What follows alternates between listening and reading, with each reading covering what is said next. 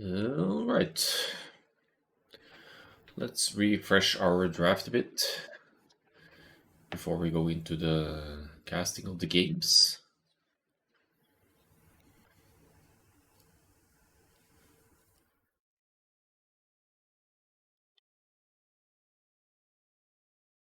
This should be it.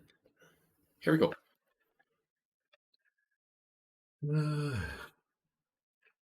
These are the civilizations in question. It's a best of 7, but there are only 6 civs picked. Which means that there's one leftover civ, but the predetermined civ selection for a potential Game 7 is going to be a Korean's Mirror. So first they'll play the draft civs. If there's a Game 7, Korean's Mirror concludes it all. It's to meet on pair terms to some extent with a similar, both playing a similar civ, and to spice it up a little bit with not your most typical arena civ maybe. See some of the really good Booming and Monk civs banned here: Teutons, Bohemians, Aztecs. Might not see any massive Monk rushers here, but we'll see. Let's just go into the game and have a look at the first one, which will bring us Burmese versus Cumans. So this is DBS playing in the blue here as the Cumans against Luigi Mario with the Burmese in the yellow for the occasion. So I like to keep the colors as far as practicality goes, because it says something about the player as well, what colors they like to play and stuff like that. So this is Vintage Arena. They playing middle field maybe a little bit smaller than you're used to from the standard Definitive Edition Arena, but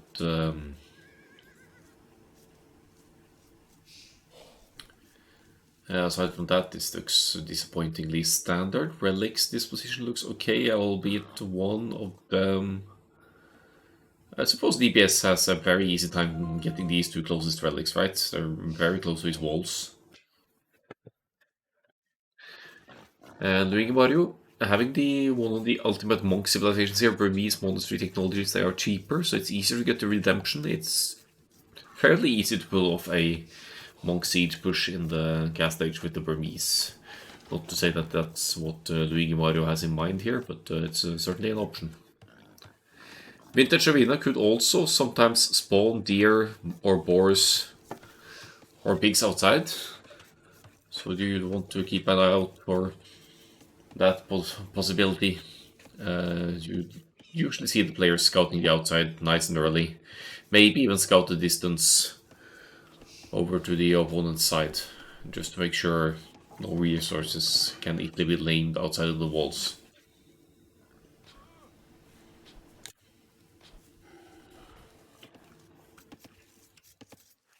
So while they're setting up, let me just check my... I'll be right back.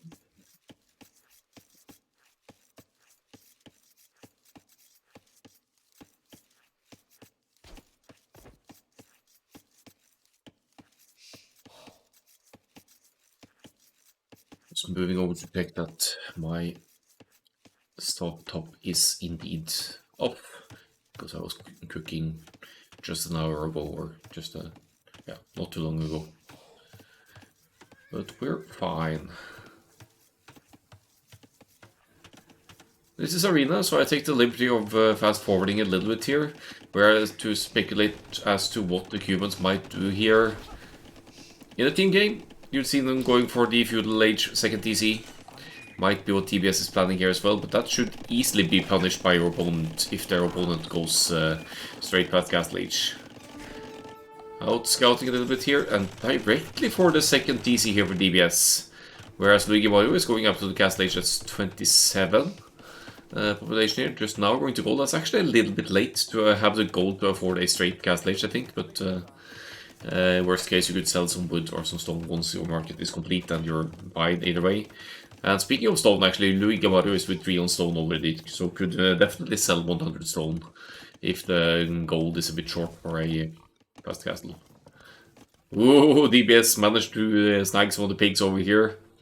Obviously, they won't be able to pass through the walls unless Luigi Mario comes through here. My piggies!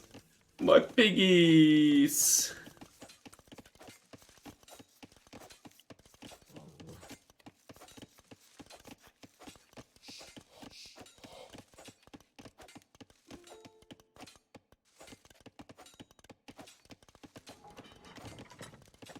I have to go take it!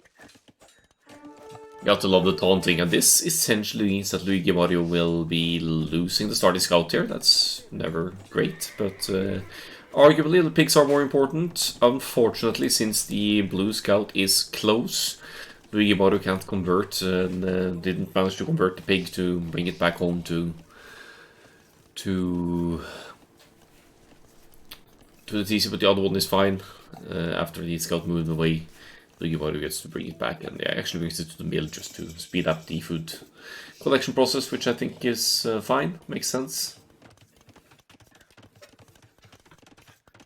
Good Lage is in for Luigi Mario as well. Only 2 seconds idle TC time, so that's a very respectable 29 villagers FC we're going to see here. The food seems a bit short, maybe because of the pigs being out of position there, but I think it's still going to be fine once the building is complete here. DBS with 21 seconds of idle TC time, but bear in mind that DBS is with 2 town centers and preparing some defensive walls, house building foundations at home to keep any aggression out. So DBS is going to go into the next age, Castle Age, at a very healthy economy, and will have an easy transition to Imperial Age as well if Luigi Mario happens to go for a fast Imperial Age style play here.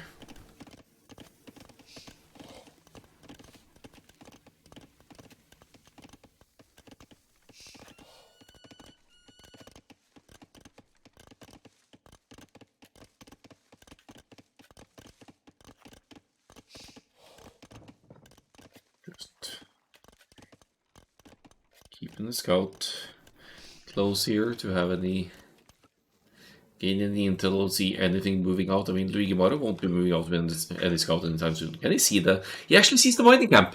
That's great value here.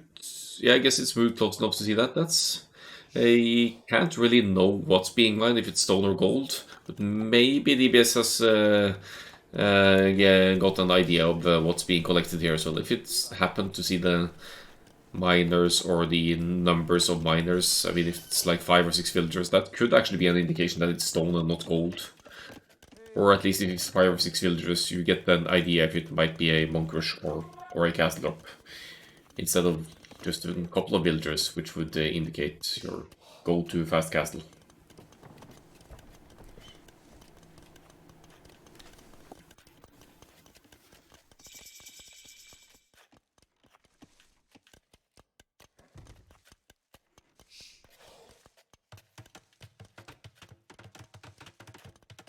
Here comes the castle for Luigi Mario. I don't know what he's worried about here. That's...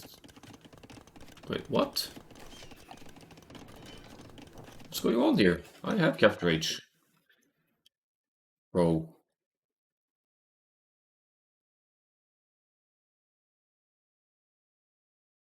Please check your email and click the link provided. Hold on.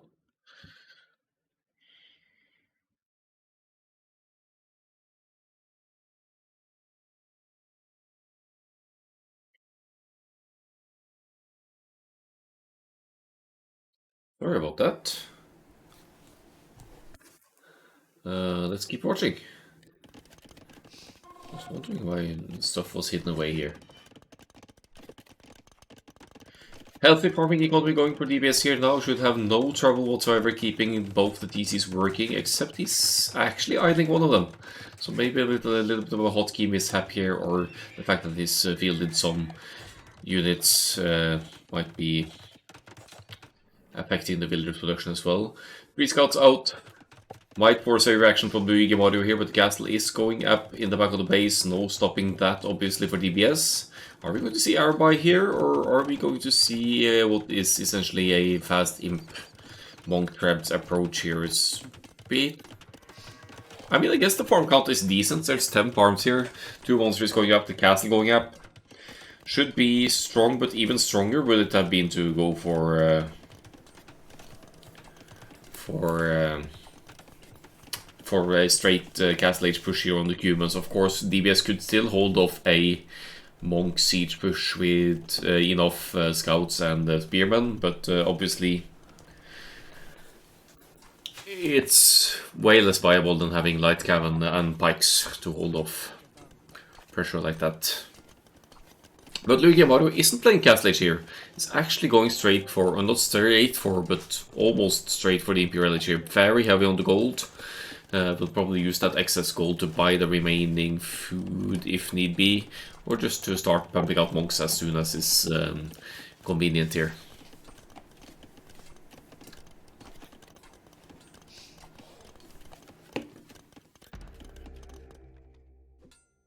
So DBS with the map control for now has some scouts out and the spears as well. Going to drop outpost now to try and sneak a peek of what Luigi Mario might be up to here.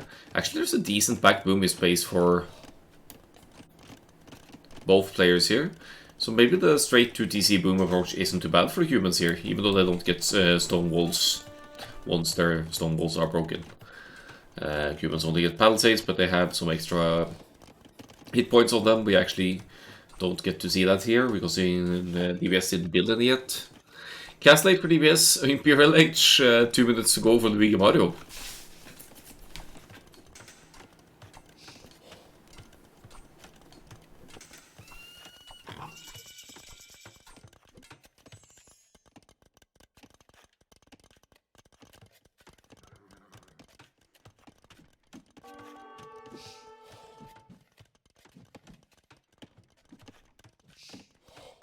I'm disappointed in the number of monks from Luigi Mario here so far. Very heavy on the gold. Of course, Imperial Age takes its toll, it's costly. But if this is going to work, you're going to need to... I feel like even the third monastery would have made sense before the spears ever. There's probably Luigi Mario seeing the scouts, expecting the light cab. So it's just thinking ahead. Somehow Luigi Mario is going to be able to snag some of the relics here, because DBS went for the Feudal Age boom approach, is quite late to the actual contesting of relics. Has been contesting the map with the military, but now Luigi Mario has some iron buyouts to make that, give that middle control back into the yellow player's hands here.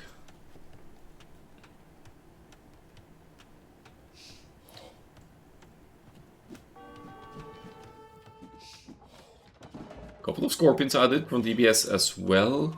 I don't know if it's a reaction to spearmen of Luigi Mario seen on the field. Suppose they'll do decent against Iron Buy as well, considering the Iron Buy's defense upgrades. So the scorpions deal pierce damage, I think, right? Yeah, pierce damage. Tiny bonus damage against buildings as well. The first trap is out for Luigi Mario. We'll see the Monk techs, Imperial techs kicking in as well. Illumination, Theocracy, and Block Printing. Block Printing arguably the most important one for +3 range for the Monks. Heavily outranging the Scorpions even. Don't think Luigi Mario has Redemption yet though. So Redemption could come in handy here, seeing the Siege weapons. But with the Monks out, he's actually making decent use of the Monks, because the Monks are bringing in the relics, unless the Scouts will... Sorry, Light Cab will have a say in it here.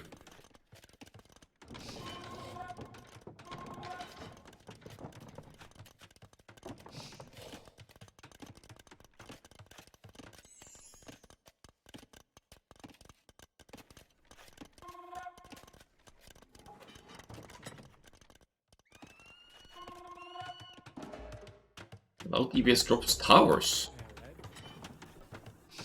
Or a tower anyway. I guess it's a means to delay the opponent and claim the middle somehow, but DBS, I mean Luigi Mario already has trebuchets out. Why would you drop towers? The towers die to 2 or 3 treb fireballs. Here go the pikes as well. They are no match for the scorpions, of course, but the monks now have redemption. Excuse me, meaning that Luigi Mario could get some conversions in on the scorpions if the monk micro is on point here.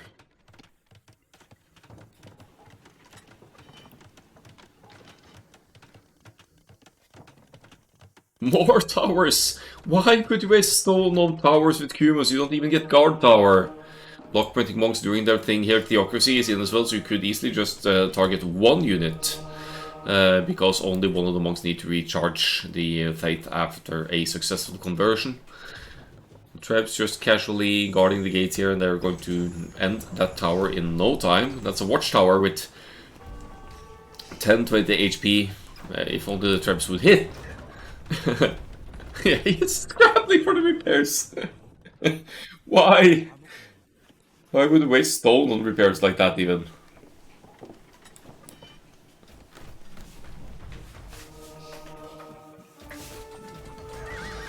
Well, the light cover are out. They're diving in for the spears, or let's say pikes first. The pikes only have the first defense upgrade, so they won't be dealing great with the scouts. However, the monks managed to get some conversions in on the scorpions here, so Luigi Maru claiming some of the scorpions for the Cuman's armies here. Most of the light cab survive the blow though, and Luigi Maru needs to pull back and regroup his units. Eco-wise, far behind here. Look at the resources in the bank for DBS. DBS isn't really making the most of it here, just making trash mainly. The light cab here, I completely about some scorpions, and didn't even start the main gold for some reason. And I don't have any answer if you're wondering why. But there they go. There they go.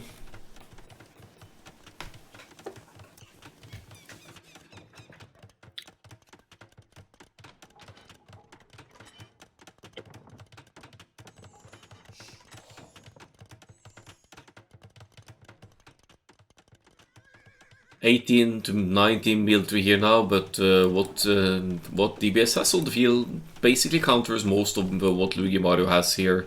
The light cab, they have a very useful bonus attack against monks, 10 bonus attack against the monks. Has more towers go up here. Is this just an annoying? I mean, Luigi Maru could just pass right next to the towers and don't even care. He could convert them with the monks even, if he finds a way to deal with the light cab here. Towers are convertible. I think it's only town centers, castles, and monasteries almost that can't be converted. Even Factorias can be converted. Not that you want that 20 pop space necessarily, but it's doable.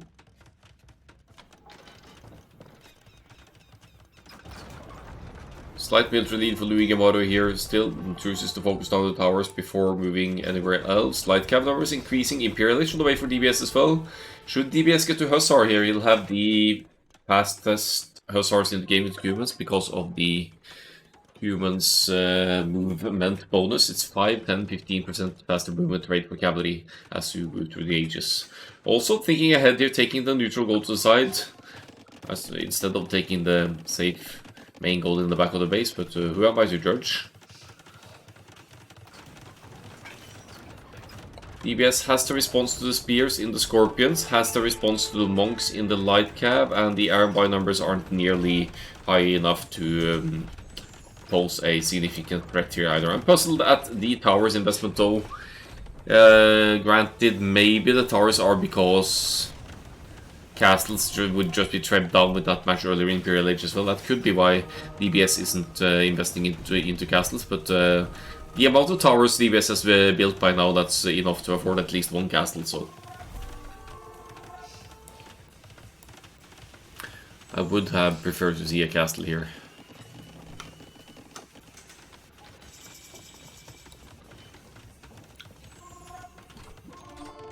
So there is the Imperial for DBS as well, also going into skirmishers with the Cubans here. I think lacking the hand cannoneers, the skirmisher investment is to have an additional response to the pikeman numbers here of DBS. If the Scorpions had been in position here, then that could have been great. You could have taken out monks, could have taken out spears, could have taken out anything, but sadly the Scorpions have been out of position. DBS also doesn't get heavy scorpions as Cubans, maybe not the most significant investment to make here, but it... Any upgrade boosting the unit stats could be useful, right?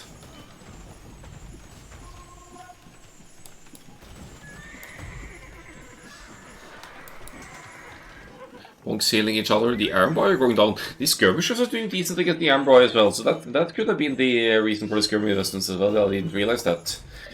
So I'm sort of thinking about Armboy as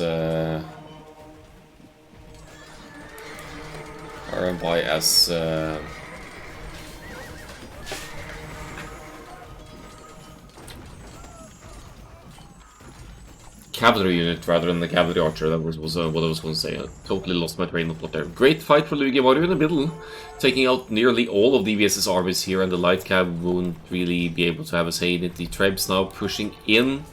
Will this be the death blow of Luigi Mario? Could possibly be. Hussars in for DBS though, and missing the Imperial Age upgrades, but has significantly more army production buildings than Luigi Mario as well. Luigi Mario housed at 120 here, DBS still at 108 population. Mining stone to the side here, but that's going to stop very soon. However, Luigi Mario hasn't really contested the side. There doesn't know about that straight TC to the side over here, so that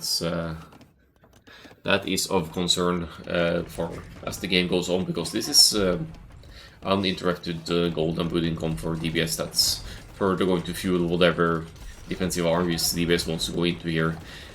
Waiting for mass before engaging, so important. So DBS definitely more patient than me, at least. Perhaps doing their thing here, dealing with some of the production buildings, but again, there's stuff to the side here, not really quite spotted yet. Some of the ranges will go down here as DBS moves further out to the side and is allowed to drop another TC on now on the neutral gold to the side. Main gold still not even commenced.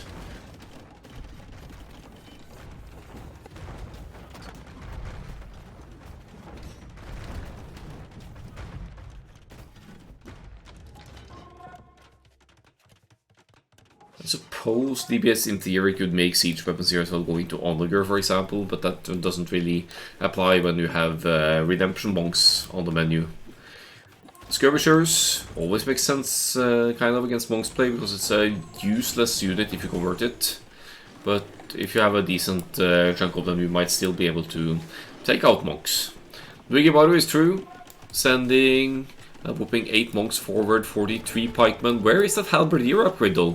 Just buy a couple of hundred food and click that halberdier, because that is certainly affordable here, and it will also really work wonders against the especially the Hussar investment here. The halberdiers, they have even more bonus damage against cavalry units, right? So that's an upgrade you don't want to forget against cavalry play.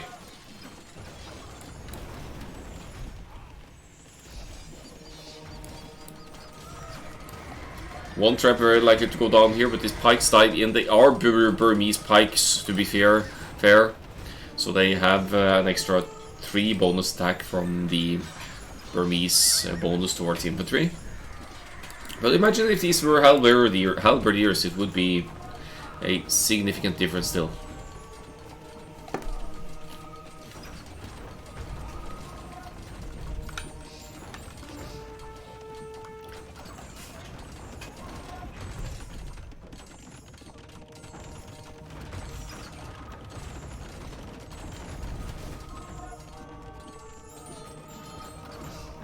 We are actually converting skirmishers here. Skirmishers to convert skirmishers to fight skirmishers. Luigi Mario is having limited success with the push here. Yes, took out... Or was there a TC there? There was something here.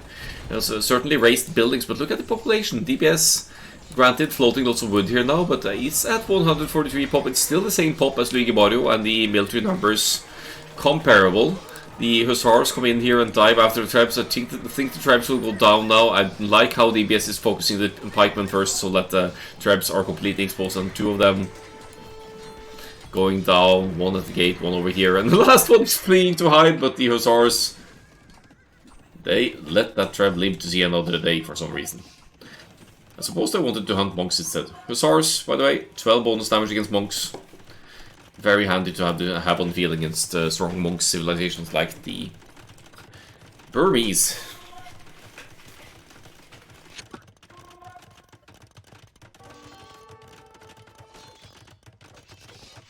So, Luigi Water's issue here now is that he's behind in the economy. He's relied on a prolonged 1 TC push, while the Cumans player has been defending nicely and kept the villager population healthy for behind all of this. 109 villagers to 104 now, but Luigi Mario, it's taken him a lot of time to get to that number, and as he loses armies, he's actually gone into Halab Onager now, which I don't hate, but also don't love, given the... I mean, it's going to splatter skirmishers with some good shots here, but... and possibly hussars. Halberdiers finally in, that should keep the hussars away. Maybe we're forcing the Cumans into an additional unit here. Age of Noob in the chat. Cumans idle TC though? Yeah, but he's at... it's been nearly fully boomed. I wouldn't worry too much about that. He has 4 TCs. Oh yeah, you mean the time? Yeah. Yeah, that's true actually. Maybe because DBS had to invest into army to hold off the pressure. Fair point, honestly. 5 relics for Luigi Guevara as well. That's bringing in a steady trickle of gold. That's going to benefit you nicely in the long run of the game.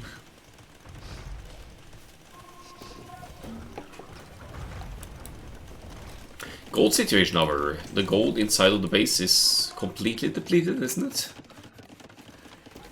So Luigi Mario is starving for some map control. He would definitely want to control at least this one and push DBS off this gold, but DBS doesn't care. DBS has gold in the back of the base. The main gold hasn't been touched. Halb siege combo is going to be tough to deal with. Yeah. Aside from the skirmishers technically countering the halbs, then everything on the field for DBS now is being countered by the halberdiers. And for Cumans, if not for the Redemption Monks, the Cumans could go for Onager or Siege Onager of their own here. But I doubt that the DBS will go for that, considering the fact that there are block-winning monks that could convert them at a distance. At this point I thought he doesn't have BBC, I can just default push. Oh, that's a fair point actually. It's real tough for Cumans to deal with this kind of push without access to bombard cannons, but DBS is still with resources in the bank, actually taking Cavalier on top of this, surprising enough, but I guess the threat of the monks isn't really on the field currently. Just 4 monks, a few more in the queue.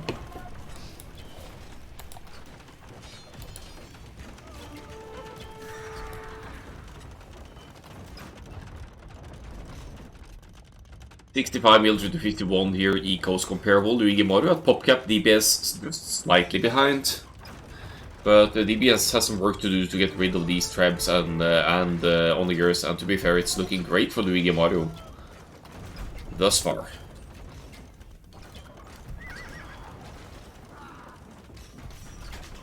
I think this game could have been won a lot sooner from Luigi Mario with a Castle Age push, Monk Siege push for example, or whatever comes to mind, even a forward castle drop to be honest, because looking at the uptime of the Cumans, unless they're tower rushing you, you know that they're going to have that second TC and be vulnerable because they are booming on 2 TCs. Uh-oh, Ondir's out for the Cumans as well. Looks like Luigi Mario is on point there. Hussars diving around, they're going to hunt for the traps. These are trash units, they only cost food, so you could easily sacrifice them and go in with a decently sized group to snipe siege weapons. Look at all of the barracks formations coming up here for Luigi Mario. It's like 12 of them in the middle of the field, really claiming the middle control now. Lots of yellow in the area. Cavalry! Oh, where are the helps? Where are the helps? Help me, Obi-Wan, you're my only hope. Something like that. Halberdiers, here they are again, so the Cavaliers can't engage, but they got value. They got value. They can kill like 7 Onagers in that volley over there. That's ridiculous.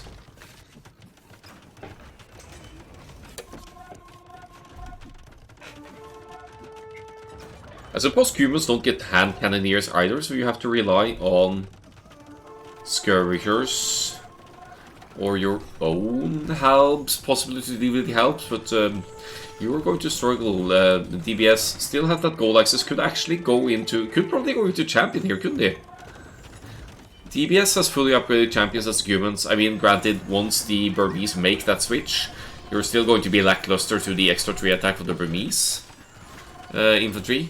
But I think the key here for DBS is to respond with a champion's tech behind this and some kind of a deal. Maybe champ skirm or something like that. Skirmishers as or champ Onager for that matter, but that's expensive. Luigi Mario spots the sides. Now going to see the other TC over here as well. See that DBS has claimed golds. So much resources in the bank. A castle being scrambled up by DBS in the frontier, trying to reclaim the gold, but is that going to stay up for long enough? That's just going to be tread down, isn't it? Almost before it completes, even. Like, unprotected onagers over to the side here. They could easily flee back to the castle as long as the castle stays up, of course, but the tribes are doing work here as well.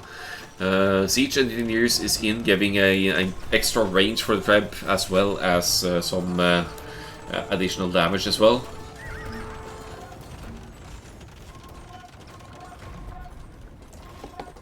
Yeah, the cats goes down unless DBS buys stone ASAP.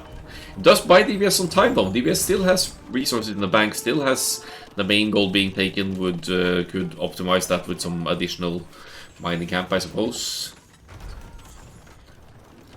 Paladin coming in, that is not the winning move against Burmese helps. Let's just say it that way. The Burmese helps are going to eat the Paladins. It's, I guess, if you go for the surprise factor, somehow break through Luigi Mario's side and raid with the Paladins. You could take out TCs and villagers and force the armies back home for Luigi Mario, but Luigi Mario is still at top cap. DBS is capped at 180 here, and he is not making the proper call with the Paladin switch here. I think that Paladin, that does not stop Halb Onager or Halb Siege push like this. It just doesn't.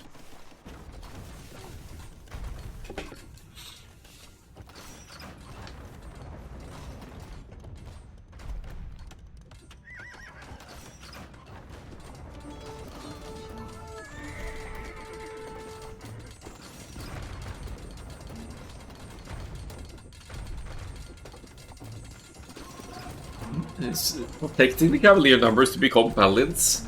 I don't know what fully upgraded Cuban Paladins here are supposed to do against 3 times the Halbs or 2 times the Halbs. Luigi Mario with another forward castle now stealing this gold of DBS, even able to snag some extra stone here, about 300 stone. There's even enough stone for another castle, which could probably go over on this direction for Luigi Mario. Just keep moving forward, drop that castle, claim some forward position, and disrespect the opponent into GG.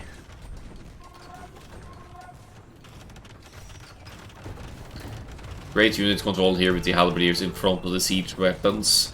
Patient push here by Luigi Mario, but again, something that could have... The game could have ended a lot sooner with a Castle Age push against the Cubans, I think. Provided Luigi Mario sees through the Feudal Age boom investment of DBS. The Imperial Age, the much earlier Imperial Age, is paying off as well.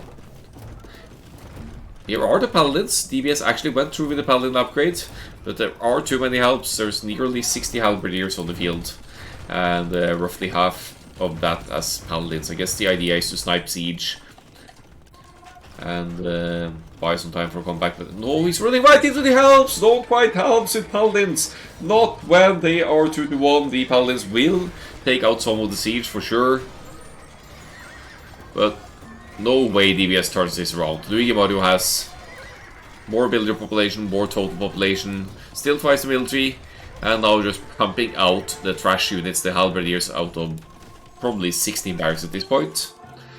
First game goes to the yellow player, and it is a Burmese win. So I want to see some conversion stats here. Maybe buildings going down as well. Siege engineers relatively early there for the on the push. Chemistry came in eventually as well. And that paladin upgrade that made no sense for me, so I'm going to have to ask DBS about that. I think it did snipe quite a few siege weapons though. Could have been long-term thinking for raids and counter siege, but that those resources spent into the paladin upgrade, they would have been better worth as better spent as champions, I believe. What's the heal range for bracket 4? Peaked at around 1300 maybe? Slightly above? Okay. Let's see if we can find the vegan body. 1300s. 29 conversions. 88 raisings.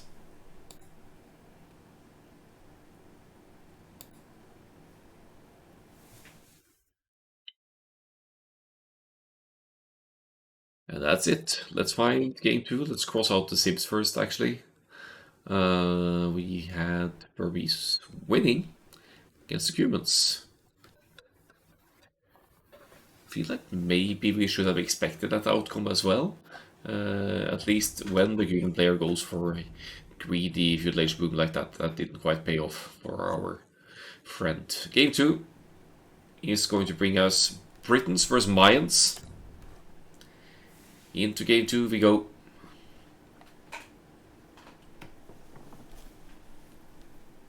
Oh, we have a close spawn here. Interesting. And there's outside boar. Let's find the map generation with the boar outside. Oh, I got to dig that. The relics location.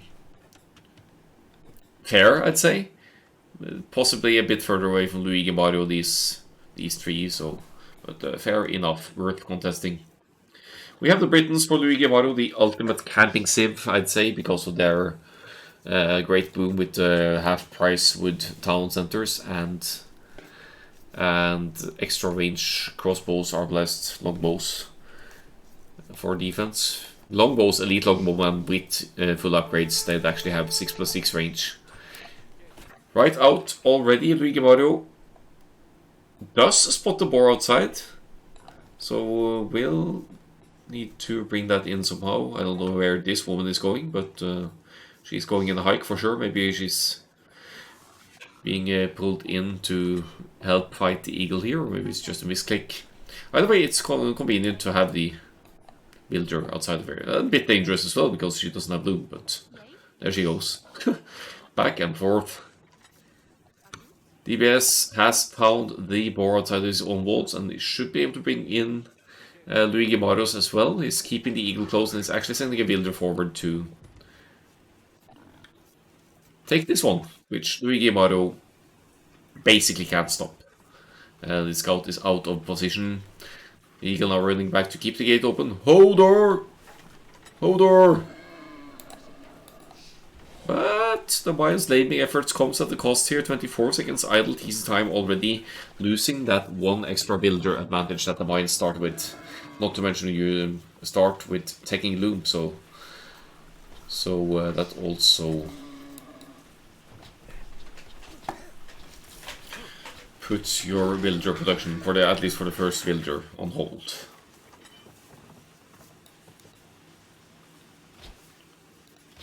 There's going to be lots of food decay from the boards here, but that is one bonus board for DBS. However, with all this villager micromanagement and luring and scouting, DBS is sitting at 54 seconds of idle TC time, which admittedly puts Luigi Mario in a good spot to keep up. And even get up a bit sooner here.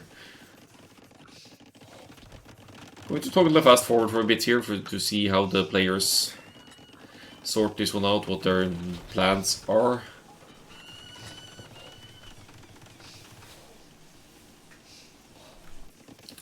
Mayans, probably plumes on arena, right? Plumed archers, castle drop plumed archers. Skipped Loom because I wanted Boom, did it again for lane. Yeah, but you still start out Pop Cap though, as Mayans, don't you? So, I don't see if it's really beneficial for the Mayans. Or, yeah, wait, to save... Oh, I see what you mean. You skipped Loom to save the 50 gold. So you can go more generic straight fast castle and get into the Boom. Now I'm with you. I think that's what you meant to skip Loom because I wanted Boom. And then did Loom for lane instead. Yeah, makes sense. That explains the first 25 seconds then of the idle this time. Barracks comes up for Luigi Mario, still no production buildings for DBS, but technically DBS only leads the blacksmith and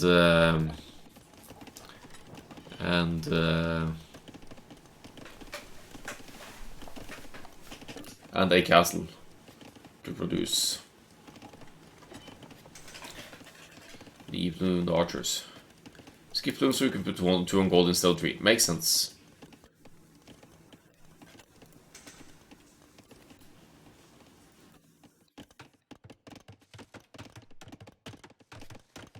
Given the lame and all that idle his time is really putting DBS behind there. Luigi Mario going to cast stage at 29 pop, DBS at 28, but DBS is behind Luigi Mario.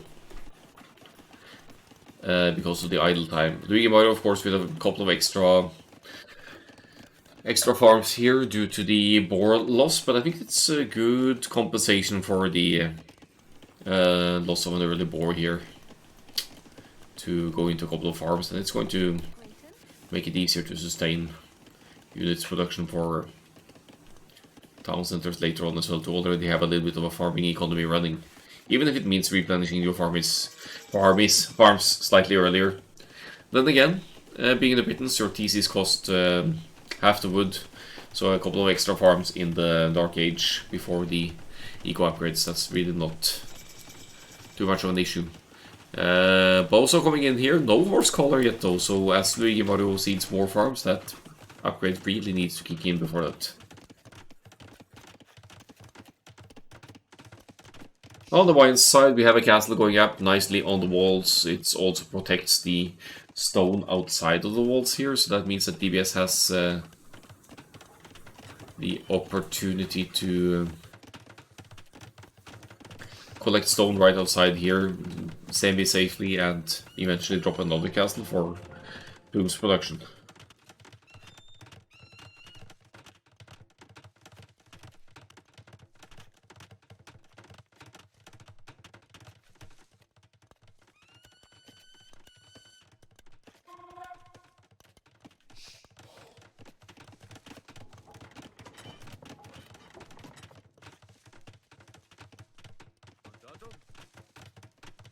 Both players with some Mario on the field here at Militia, aka Angry Housewife on my channel, by the way.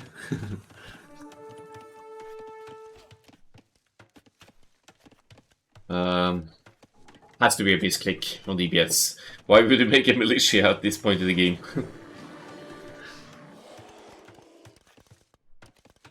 If only just to confuse the opponent, of course. If not only just to confuse the opponent. That's maybe what I wanted to say.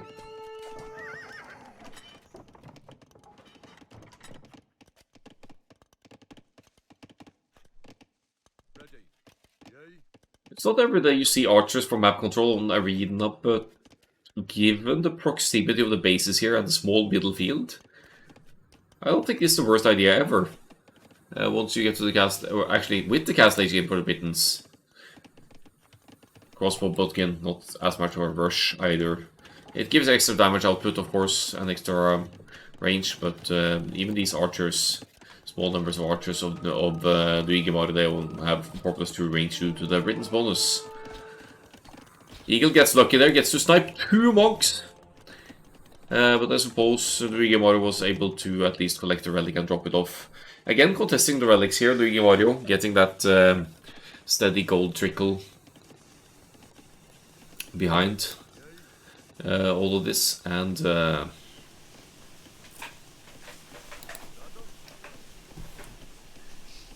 With the 3 TCs compared to the Mayans 1, that's a significant eco lead for Luigi Mario at the 21-minute mark as well.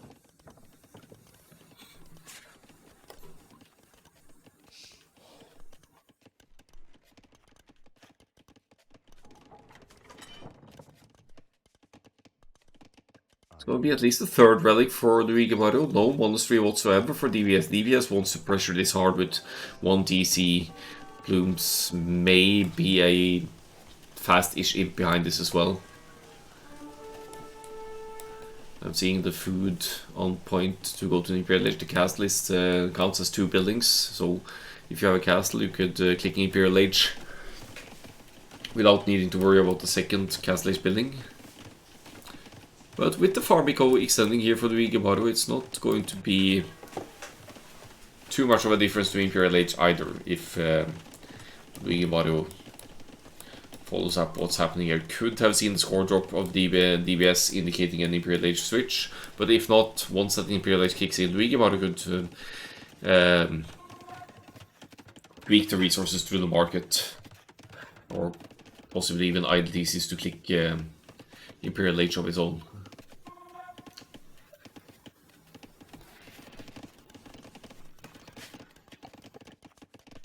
Could be that Luigi Mario is worried about some kind of sneaky siege tower eagles play here as well, because the walling behind here is, of course, it's commonly seen. You see DBS doing it here, so that's going to keep any...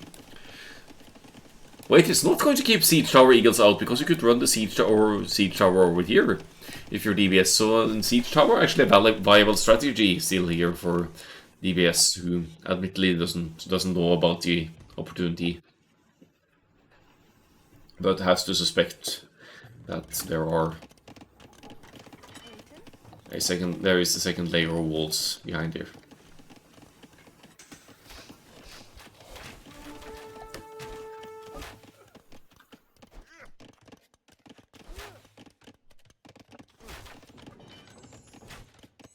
Looks like we're going to have another castle here. Builders moving forward, no foundation ready just yet. Right on the gate. That's a beautiful castle. It denies all these 3 resource piles here. And with Balkan Arrow, I think it might even deny the stone to the side here.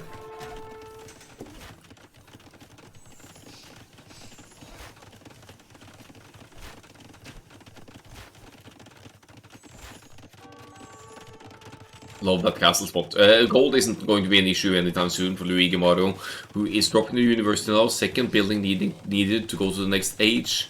A bit short on gold, but looks that has to be market tweaking, right? Yeah, selling wood for gold, selling 100 more wood now, and Luigi Mario should be able to click Imperial Age as well. What? Misclick, possibly? There we go. There's the Imperial Age click.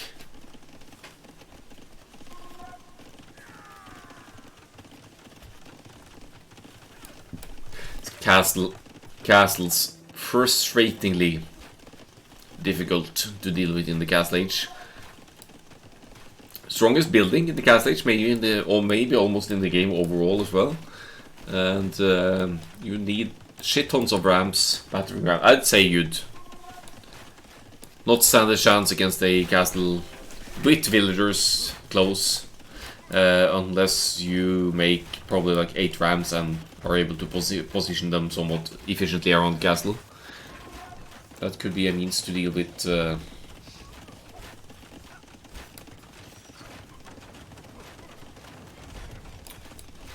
it, but then you still fight the battering rams with villagers, and it's going to be a huge drain on the resource bank of Luigi Mario. With this castle placement, with Balkan Arrow in, I suppose this stone is still safe from the castle fire for DBS, but the plumes could easily run in here and deny this stone access. Does DBS see that? He sees the stone. I think he's diving in for the stone now. And if he denies the stone income, that means that Luigi Mario will either have to buy a castle, which is a huge drain on the gold income and arguably a waste, or just try to push the castle otherwise. And the Imperial Age is kicking in. We will get access to capped ramps, but right now it's looking rough for the yellow player. Also losing the relics. No ballistics yet for DBS. There's in fact not even a university. Still one TC running here. Let's go back to the idle TC tab. Way lower idle TC time for DBS, but that's also one TC against 3, so that's probably to be expected.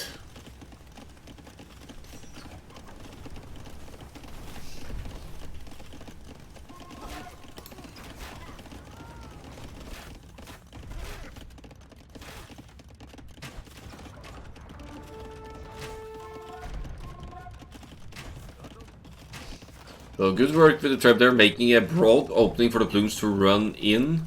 And castle providing cover fire, you could always pull back to as well. I'd say TBS needs more siege weapons here now. The university for ballistics, definitely important. But I feel like, personally, I feel like more traps are needed here. That's going to break the base a lot more quickly.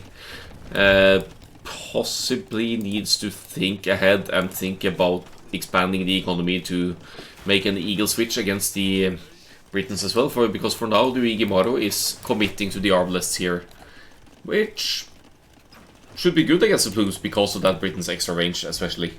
The plumes have stronger stats overall, don't they? They're missing all of the armor upgrades, which isn't great, but they have a slightly shorter reload time and they are much faster to move around, so. Where are the siege weapons though? Why more plumes? Why not 2, 3 more traps and just obliterate the base of Luigi Mario? I know it's a eco shortage issue, but you could also tweak the economy with the market here, buy some wood. Spam out more plumes or just get, what I would say, just get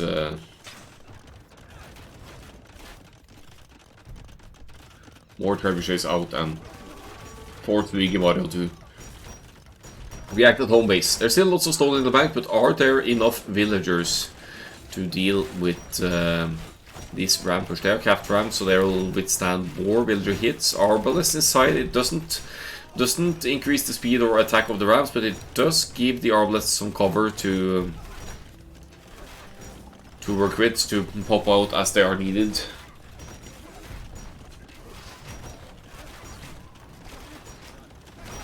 Plume's doing decent work here as the castle still says up for a little while longer, but 3 villagers, there's not enough to keep that going. The defenses are gone for Luigi Mario, and this is looking so rough for the yellow player, even without having lost a significant enough amount of villagers yet.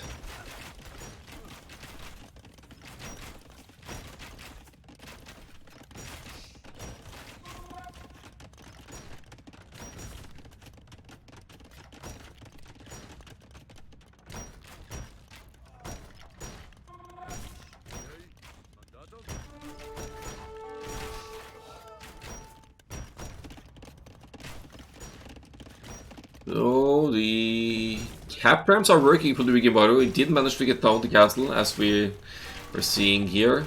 The cap rams, of course, all but went down. There's more in the queue, and the production capabilities of DBS are going down now. Scrambling up a defensive castle now, the castle that should have ideally been, if not claiming the middle map, even be going further forward to really stop the Britons from getting to the death ball they're about to amass here. Luigi Mario now has stone access again. He sends a total of 10 villagers to stone here, I think. Really wants that forward castle up to start contesting DBS's castles and disallow the further movement of the very much annoying Plumed Archers. Look at the movement speed compared to an Arbalest, right? 96 or 0.96 and 1.20. Huge difference there in the mobility of the plumes, and even the elite upgrade. I don't think it costs gold either, so there are some plumed archers, they certainly have some things going for them.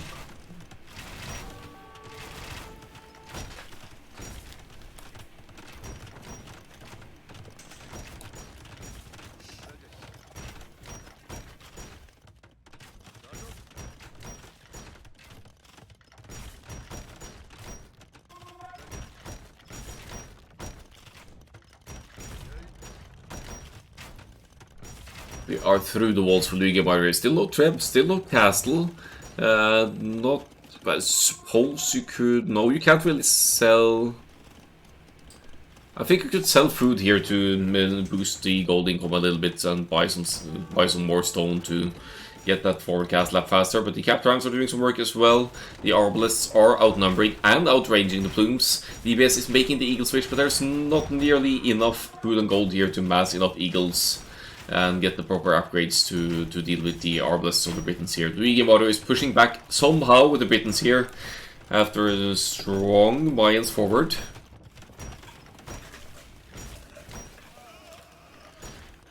But as Arsak would say, Britain's OP, please nerf. Arsak, my co-host, he hates playing against Britons, especially on Arena.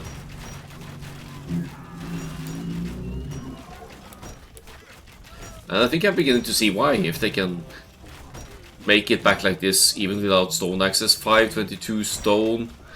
Are we going to see an in-your-face castle once that stone for a castle is has reached 650? I mean, this would be a good castle spot forward for Luigi Mario. It would deny any exit to the right-hand side of DBS's base. You see eagles, only 9 eagles, could be enough to deal with the siege, so that helps. The rams will be going down here, but not nearly enough eagles, especially looking at the defense upgrades as well, to deal with the arbalists here, which is the main culprit here. Great reaction defense and pushing back here from Luigi Mario. Admittedly, did go for the eco boom approach in the castle age and got away with it.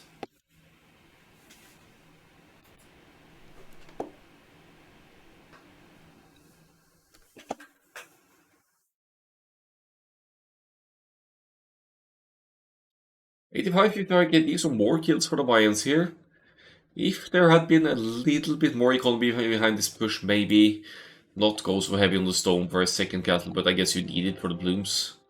Then I would see DBS making a comfortable eagle switch and just overrun the Britons, because eagles should eat both the cap ramps and the arbalists in the Imperial Age if you get to the full upgrades, especially considering Mayans with the Eldorado and the extra HP as well, making even hit and run more of an issue for the Britons player. Massively better economy for Luigi Mario here.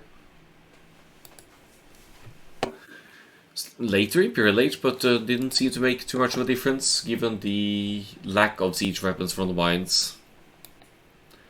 I think 2 or 3 more trebs with the first push there would have made a gigantic difference for DBS, but I'm sure there's some reasoning behind it as well. I can only talk about things that from a neutral perspective seems like the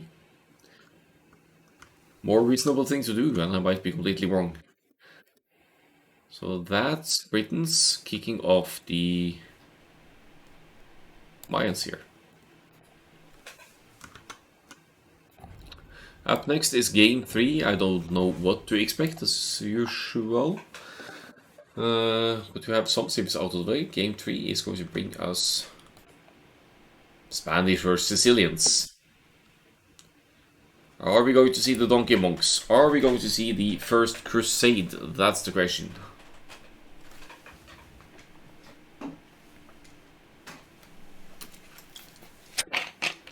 Lane changed the game. Initial plan was to go full eagle. Ah, yeah. I mean, full eagle on arena can work for sure. It basically eliminates Monk's play both offensively and defensively. And if you break through the base, it's just going to be so annoying to deal with because you have to... Yeah, stone walls keep eagles away, but there's a thing called siege towers or just petards to break through rams, whatever. And if you get into the base, the eagles could sit underneath TC fire forever and with arsenal just take out the enemy base just like that. Spanish here for Luigi Mario. DBS with the Sicilians. Beautiful stone in the back for DBS, so you could even hide away the fact that they're going for castle drops if you need to. Looks like all of the resources are inside home base this time around, so no need to worry about lamed resources for the players here. Why don't the Vikings get the First Crusade tech? That would be more historically correct. It would also be extremely OP, wouldn't it? Assuming we'd already have the Vikings infantry bonuses applying with the extra HP and those shenanigans as well.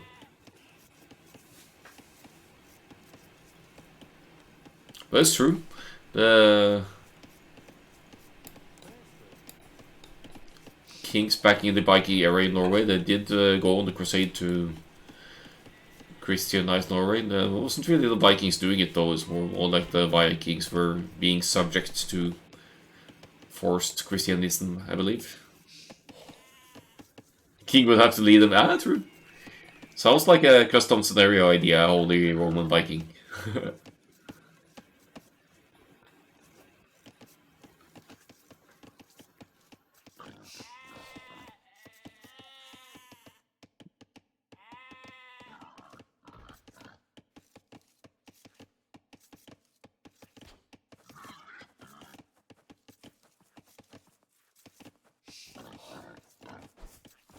Pushing into there, bringing the boar. It's almost too few villagers currently to justify that food investment, but the deer decay slowly. I don't think that's a big of a deal. No villagers going down to the mighty Gaia just yet.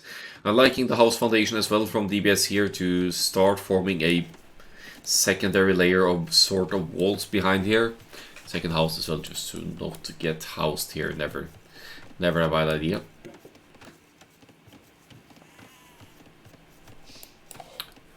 As for the Gemaru, the same thing is happening. I believe we're going to see castles from both players here. And as far as Sicilian's castles go, I guess Spanish may be the only civilization that could get away with a counter castle drop, because the Spanish builders build faster as well. But you rarely see Sicilian's castles not going up due to the castles being built 100% faster, of course.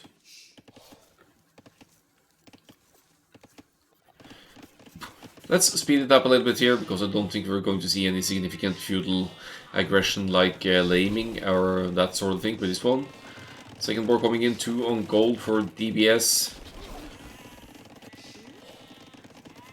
Luigi Mario with the 2 lumber camps, whereas DBS only has 1, so this could potentially be a fairly early castle drop here. Oh, we missed that. We missed something. Okay. See what DBS did there? Was trying to make walls behind his own to stop the enemy scout from venturing further into his base, but he didn't succeed.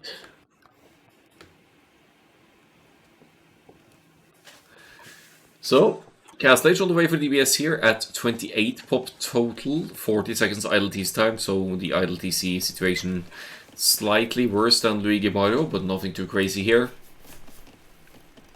I suppose if you're able to pull off the walls at home, you could drop more town centers and comfortably get into First Crusade. Oh, look at the farm snipe. Sneaky. Good use of the scout when it's made its way into the opponent base here. The villagers have loom, however, so there won't be any easy villager snipes of weak or full HP villagers here for DBS. DBS, however, can scout the extent of gold mining from Luigi Mario. This is, of course, aside from being a little bit too few farms, this definitely looks like a fast imp monk trend approach from the Spanish here, which would leave Sicilian's castles potentially useless.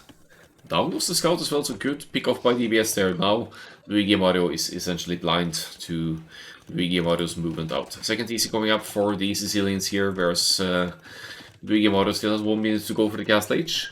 We should be seeing DBS establishing a significant eco lead over the opponent here, whereas Luigi Mario...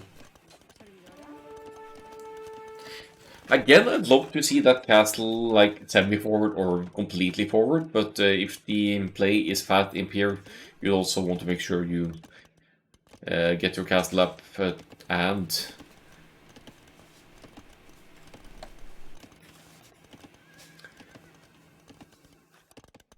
and get your monk production going as well to accompany that. So then maybe you'd want your first castle at home.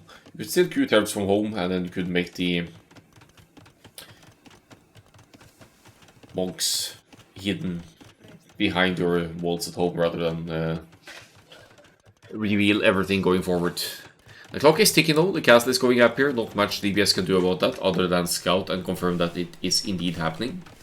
Conquistadors, the craziest castle age raiding unit in the game, I'd say. 17 base attack, 16 or 17 base attack, and it's a gunpowder ranged attack, so you'll, with 3 Conquistadors, you'll basically one-shot villagers with loom, no problem. Except for the lack of accuracy, but usually you hit in all kind of way to justify such things. The castle is up. The scout goes down, so good pick off by Luigi Maro there. Could have also just quick walled the scout in and kept it out that way if the fight didn't go Luigi Maro's way here. What's going on the Sicilian side? Castle defensively for DBS as well. I'm not sure how I feel about that. Sicilians, they construct the castle so quickly. I mean, it's fine, obviously. The Spanish castle is here as well. Finally! I think they're laughing about the scout finally going down. Finally being killed by Luigi Maro. Here comes the monastery. We should be seeing another one as well to double up on that monk's production. Block printing monks yet again from Luigi Maro, I would presume. The issue here is that the Sicilians land military units, they take less damage from counter units, which means that if DBS goes into light cavalry here against the monks of Luigi Maro, even spearmen won't be doing too great for Luigi Maro to hold them off.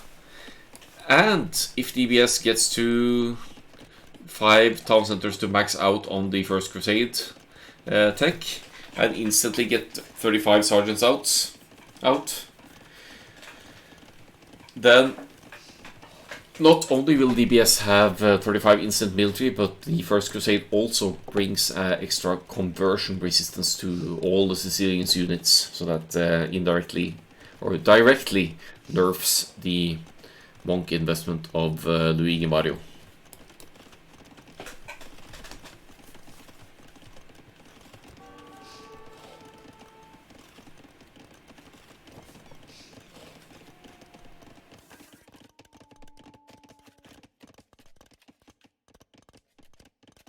You've casted this series many times. Yeah, I tried 2 times, haven't I? But I never got further than this game, so now I felt more right to restart the whole thing, RSEC, because it's just nice to have a complete video and to follow the civilization's usage and everything.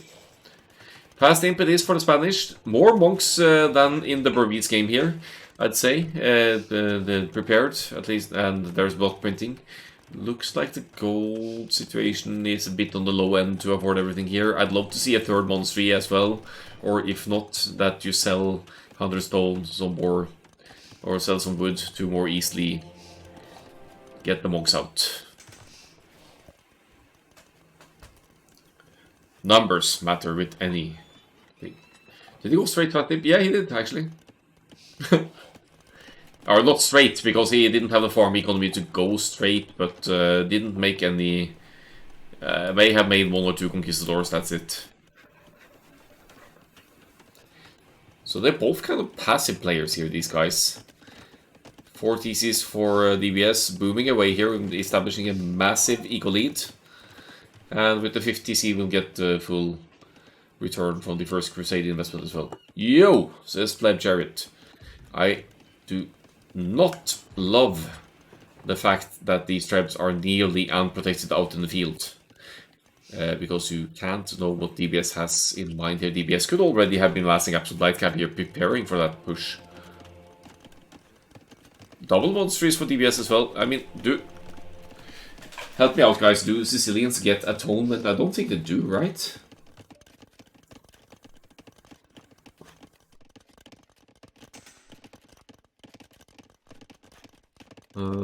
But let me have a quick glance at the Sicilians' monks, particularly. Okay, short story, Sicilians have shitty monks. They have herbal medicine, they have sanctity, they have fervor, they have faith, they have illumination. They aside from the actual conversion resistance that First Crusade brings, and the army that First Crusade brings, they have nothing to compete with monks in this manner, assuming Luigi Mario gets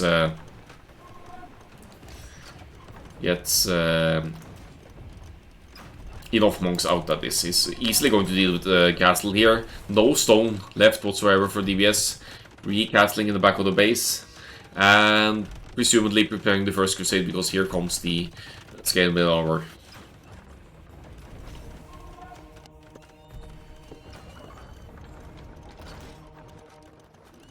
Oh, is he gonna get the villager?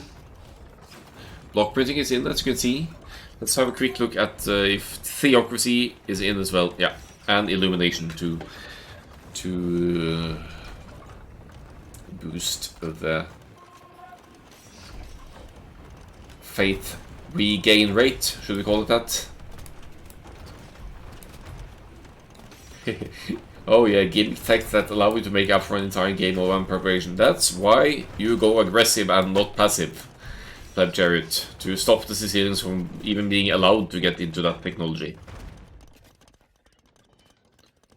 That's why Arena isn't my favorite map, because I can't obstruct people from getting to the Castle Age onwards.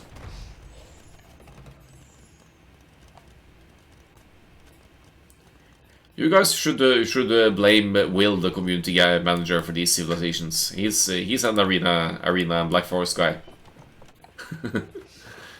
I played some arena team games with Will over the years. Other team games as well. He always killed me in team games. I don't like that, but he likes the closed maps better than the open ones, to put it the short way. So he's probably affecting the devs. Luigi Mario needs to kill now or die, and surely he must be suspecting that something is up as well. He doesn't really have a lot of scouting, but the second layer of walls really suggests a boom effort, doesn't it? There are some conquistadors out, there are some monks out, but there are only 11 monks, and I think that's a fascinatingly low number, all things considered. Adding some eco as well. Triple gold combo with, yeah, well, 2 TCs now, to be fair. And now First Crusade is in, last armor about to get in. So look now at the conversion time. That's probably like 5 seconds, and not even a standard-ish infantry unit like the Sergeant gets converted here. Look at that, look at that! I don't know how much conversion resistance time the First Crusade gives, but it certainly is significant looking at how long it takes those monks to convert even infantry units. 75 to 57 now. Massively housed for DBS, losing a TC and getting 35 units instantly from First Crusade, but he is in charge now. He's most definitely in charge. Is in the Imperial Age. Could Q tribes of his own. In fact, he does. And he has the superior eco by far. Not that many more builders, you know, but still has had a much more efficient economy running than Luigi Mario.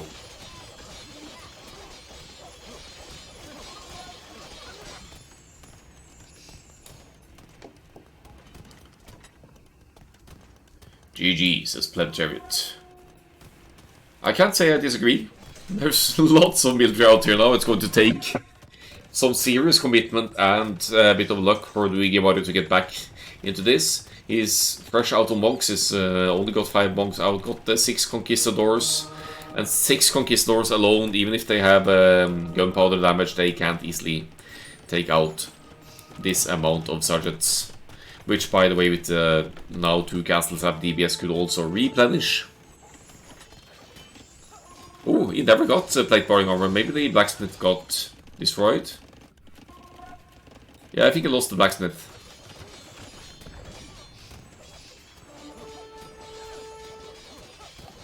Arsenal. Did he get Arsenal?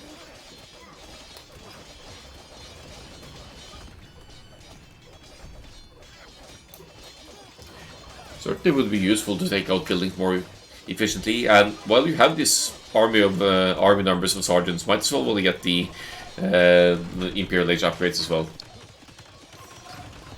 Blue can just go skirm, and blue can go anything, I think, at this point. Yes, more monks than you'd usually see from the Sicilians, I guess, and Trebs trickling in. I don't know what's up with this TC of Luigi Mario, but that should not be staying up for long with the siege weapons out and about here. In fact, the castle alone should be able to range it with Bodkin Arrow, I think.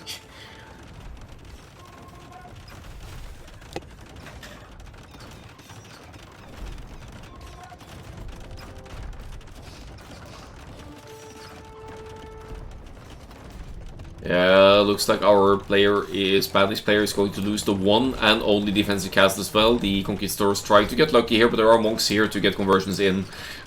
The monks definitely Conquistadors Kryptonite. No block printing for the Sicilians, so you don't have that extra range, but this is still pressure. More than enough for DBS to close this one out. Both castles go down, who cares? Just break through, move in, end game, GG. It's more builders for DBS, it's twice the build tree. There are only town centers to protect the core economy of Luigi Mario here.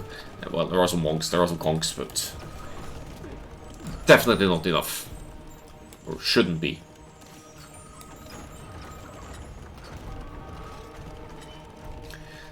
So Luigi Mario has had some serious comebacks in the first two games, but I do not believe in a third time is the charm for Luigi Mario this time. This game is why Sicilians OP. Sicilians are OP if you leave them alone to boom with 4 theses like that, no problem. It's really a misplay by Luigi Mario. More aggressive, fast in play here by Luigi Mario. He demolishes DBS, trust me. He needed some more monks, arguably, but the siege numbers were decent enough to end it, I think. It just didn't play it aggressively enough, in my opinion.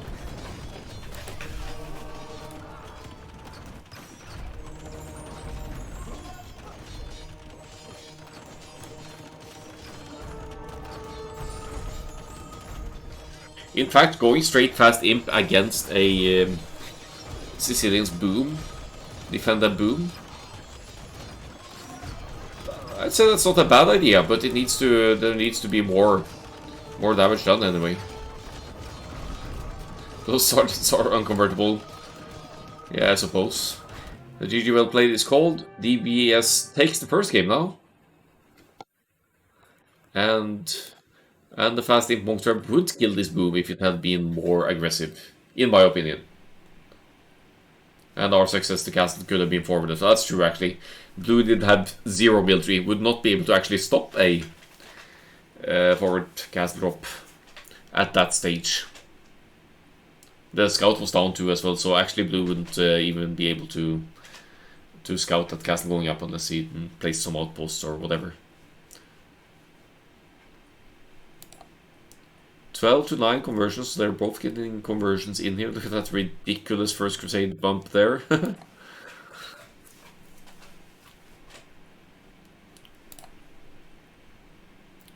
Significantly faster cast rate for the Sicilians as well, so DBS could have easily played this differently as well in terms of aggression, but probably reasons for what they're doing behind this anyway. Let's tick off more civilizations here. That's the Spanish dying to the Sicilians. We're left with another Eagle sim for DBS here. And the Burgundians seems to like the DLC sims here, Flemish Revolution and First Crusade. Malay, Italians, Portuguese. I have to say, I think I favor Luigi's sims more here still, but as far as... yeah...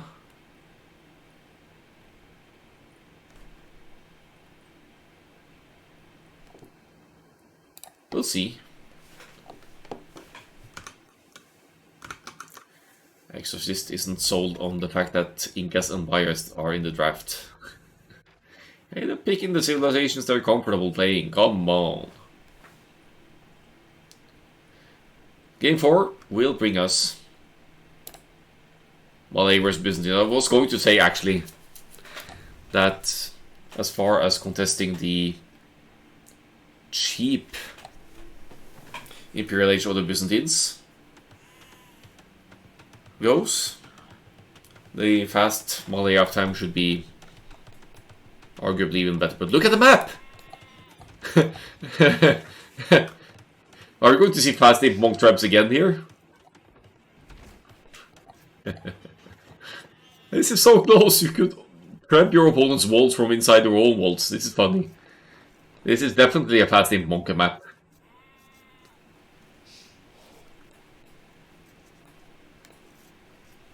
Not much. To be fair, there's some backspace, but there aren't any back resources aside from this gold, which is only 3 tiles. Do we have anything outside? No sheep, no nothing. No, they're fine. What they are doing though, and this I like, DBS immediately scouts another layer here and finds the yellow gates already. So he knows it's very short distance between the two. I can dig that.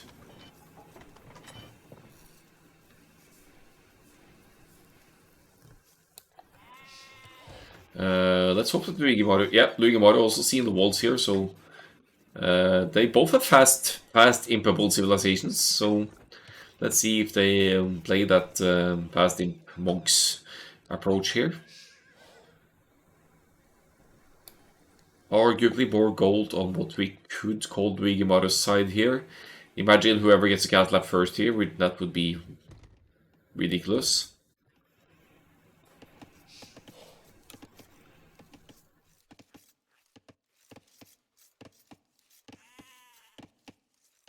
My prediction 1, blue will attempt fast imp monk trap. 2, yellow will tower rush to the inline. No, I don't think they'll power rush Pleb Chariot, because this vintage arena script has twice HP Dark Age walls. So it is incredibly hard to break through with the tower rush. It's not impossible, but it's going to take you way longer. Yeah, it's Arsak doesn't like tower rushes, so he didn't want power rushes to dominate these close spawns. Yeah, in Dark Age, actually. In Feudal Age, I think the HP stays the same.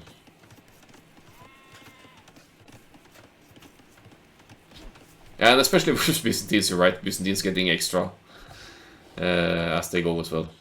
So yeah, Byzantines definitely get more. Wouldn't worry about fast imp monk trap as Malay. Nah, you'll beat them to Imperial Age or match them anytime, so... Fair shout as well. Now, as we go, I'm running out of things to say, as you know, and I've tried to cast this set at least 2 times before, I think, so... but now we're past... further than we've gone before. Doesn't look like it's going to be a fast feudal eco upgrades for Luigi Mario here, which you see the Malay doing on a frequent basis on Arena to set up for the boom. But again, this is not really a booming map, so it would make sense not to. Blacksmith market for both, I can only presume.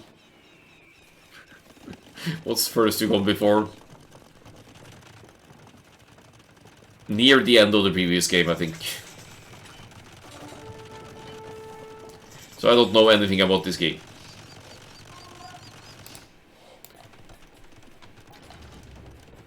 Well, Monk Siege. That's easily transferred into a Monk Trap push later, isn't it? You can just go on stone eventually. DBS Scout, what's up? Is seeing the monastery at least. And Malay, they do have a decent Monk Tech tree, or maybe a full monastery almost, for all I know, so... It certainly has some merit to it. The castle going up for the business hall is a business castle. You just don't kill that easily. Not loving the position, because Luigi Mario could still get through on the right-hand side without having to worry too much about the castle. Do they both have the same plan here? Okay, they've read the map well. They have a close spawn, and they are both dropping siege workshops and monstries. Except DBS already has a defensive cattle lap as well. Luigi Mario wrecked me this tournament. Oh, did he?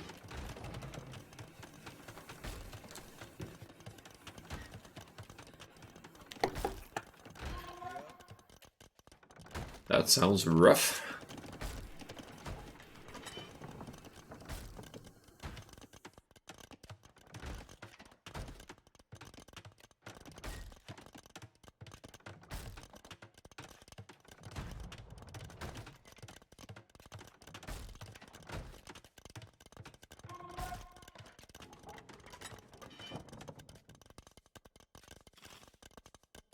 Or something out here. It's a scouting ram. He's moving in to find the castle location.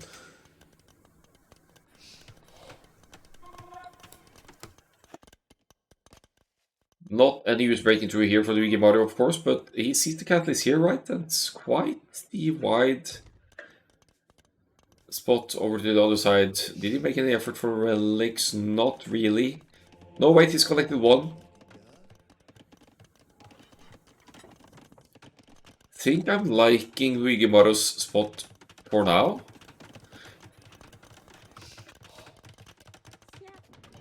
Easy on the stone. Easy. Damn.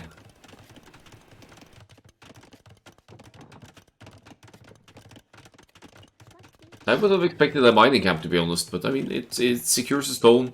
It allows you to mine stone to get the castle up, but it also puts you 100 stone minus in terms of collecting stone, enough stone for that castle. Game on the slower side. Do we have atonement for either of them? Ooh, DBS has atonement, so DBS can convert Luigi Mario's monks already. It's a pity he didn't quite notice yet, but he's doubling up on the monks production here, whereas Luigi Mario has halted the monk siege push that didn't really do anything for him. Except being able to claim some of the relics. Is that 4 relics for Luigi Mario? So setting up nicely for the later game in that regard.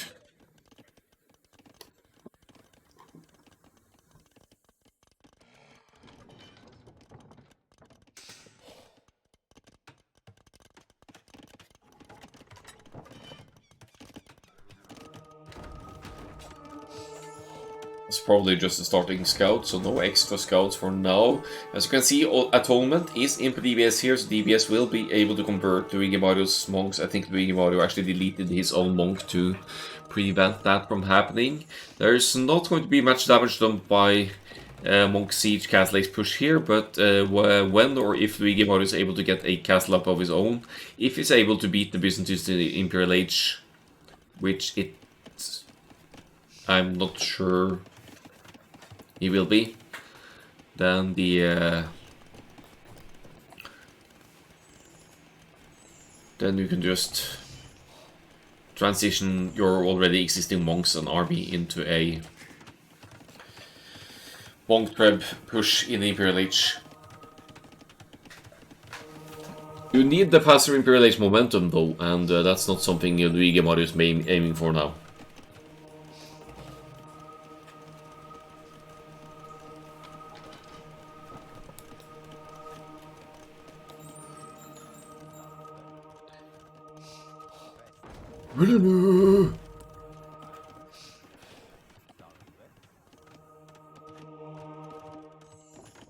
Yeah, looks like Luigi Mario wants to go booming. This is not a booming map, Luigi Mario. What are you doing? Wake up and smell the coffee. Tell me this is going to backfire, please.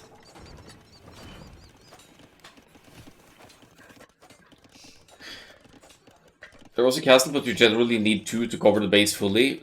Do you know if you have monks of your own with the Byzantines healing stats and yeah, the numbers? Then you could, and redemption, which I just kicked in, right?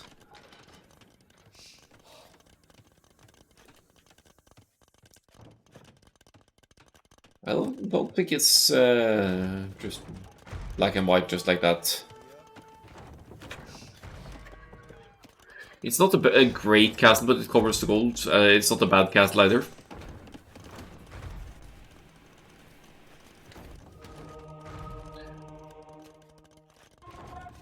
Well, yes, you could, if you get 2 castles up, that's nice, but that's a huge commitment. It's already a massive commitment to get 1 castle up. Besides, guard towers might be able to do the job as well. Oh, that's some long distance movement. Here's our second castle, Pleb Chariot.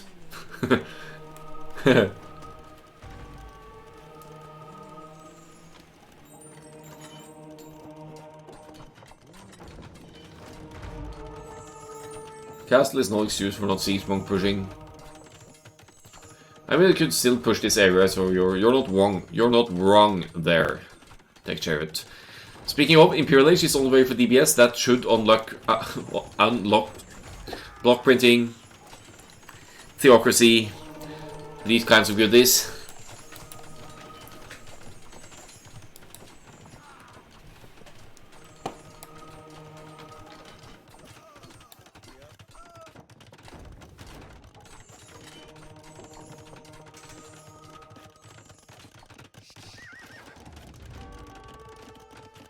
But Luigi Mario is going Imperial Age as well, okay, so that's going to be pretty darn close actually. I didn't expect that. Luigi Mario at a healthier economy in the Imperial Age, maybe he'll still actually be able to hold this off with bombard cannons, presumably. Looks like arbalists, or at least archers here. Archers, crossbows, arbalist for the yellow player. I have no idea where this guy is going, but maybe he wants to get an outpost up and try and sneak some... Nope. That's definitely a gather point mistake. They're ganging up in the Black Forest. Then they won't tell you this isn't Black Forest, guys. You can't sneak here.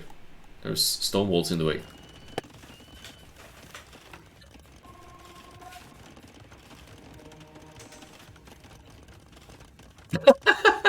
DBS has spotted them, I love it.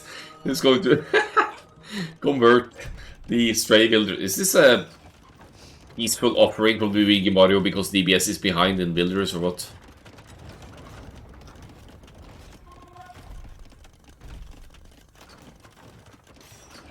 But that PC is a goner.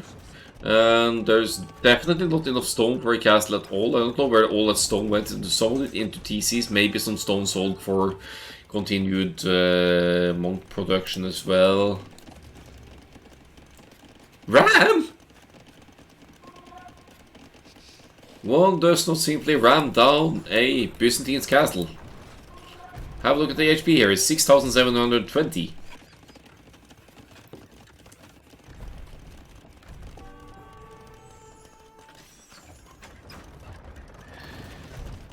I gotta say, I'm not loving Luigi Mario's decision making and approach here. DBS was slightly earlier to the Imperial Age, has gone into cataphracts for reasons I don't quite understand.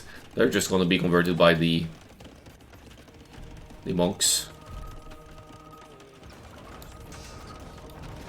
Ooh, we actually see the plate bar each and every one as well, that's nice. Didn't know that was the case. I mean, are the obelisks a reaction to the cataphract play of the Byzantines here? It could be. But I still don't love it in the midst of all the monks here.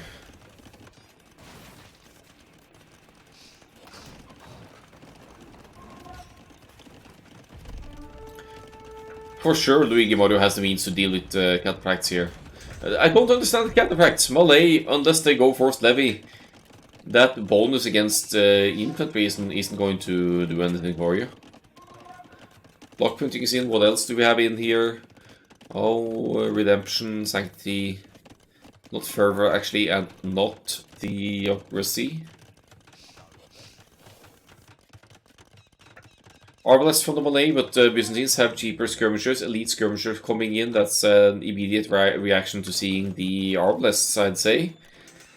Luigi Mario still needs to deal with 2 Byzantine castles to do any noticeable damage on DBS's home economy, so...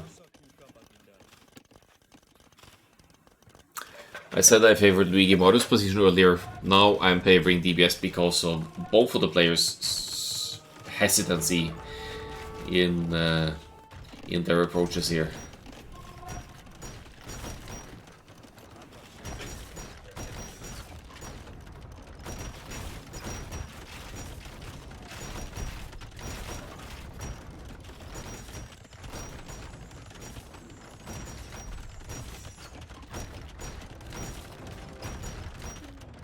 That PC is awfully risky with the trebuchets and units out on the field, but wait, DBS even sees it. He's got the Byzantines instant so much, giving the extra range, and the castle's line of sight and Treb's line of sight, revealing that easy going up. So not something you need to rush down for sure. I'd love to see some onagers here, maybe from DBS as well, but elite skirmishers should be doing fine. There's not, the monks won't be helping out Luigi Mario much here. Oh, but scratch the... actually, never mind the onager idea, then you just get redemption and block printing as Luigi Mario here, so that doesn't work. But elite skirms certainly do. There's no value in converting elite skirmishers.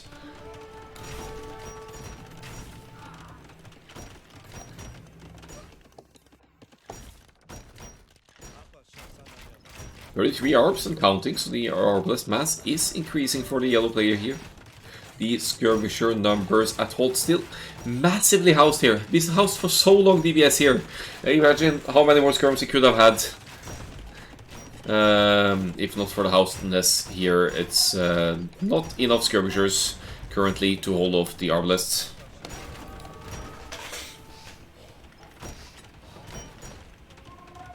And Luigi Mario somehow pushes back here. Way better economy than the Byzantines. Twice the military now. One castle down, another one might go down to the bomber cannons here. With these castles and tribes when you have bomber cannons and Malay arbs. Ooh, ooh. Did that bomber cannon actually die to the Byzantines' castle fire?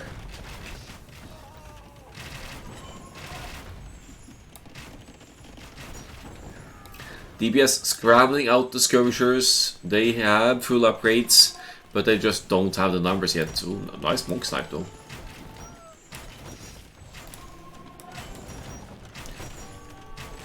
Beating Byzantines castles. 6,720. You could also get. I suppose you get hoardings as well to boost the HP even further. Still, Luigi Mario hasn't managed to take out villagers of DBS in any significant numbers, but DBS is only on the 2 TC economy at home, so whatever Luigi Mario does here is still going to hurt.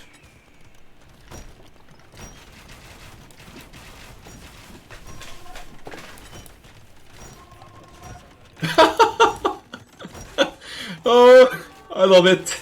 Luigi Mario is competent in the map control now. It's obviously starving because he realizes that, hey, with these farms when they have the ultra slow berries in the middle of the field that need to be eaten, those look delicious. Let's have them.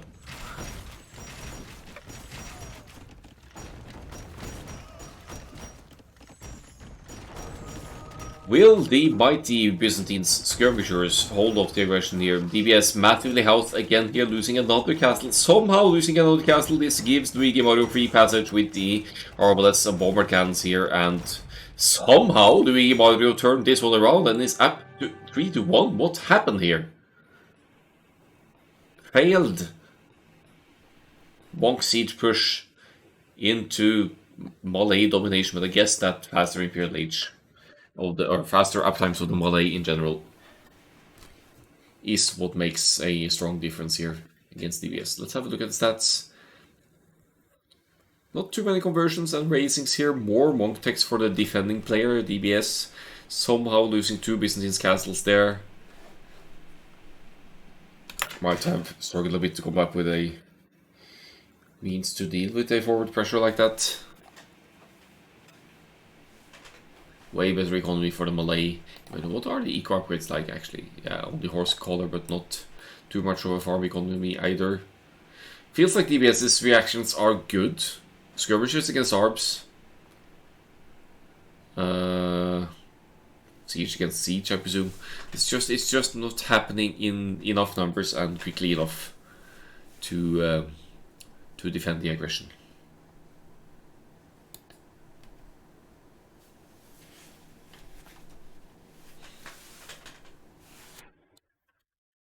Alright, I'll cross out these civs as well.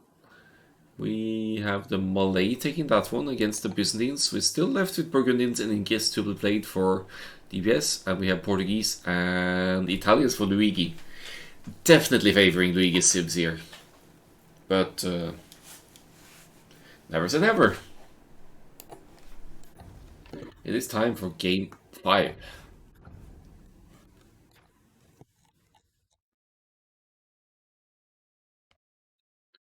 Portuguese Burgundians. 2 strong gunpowder civs.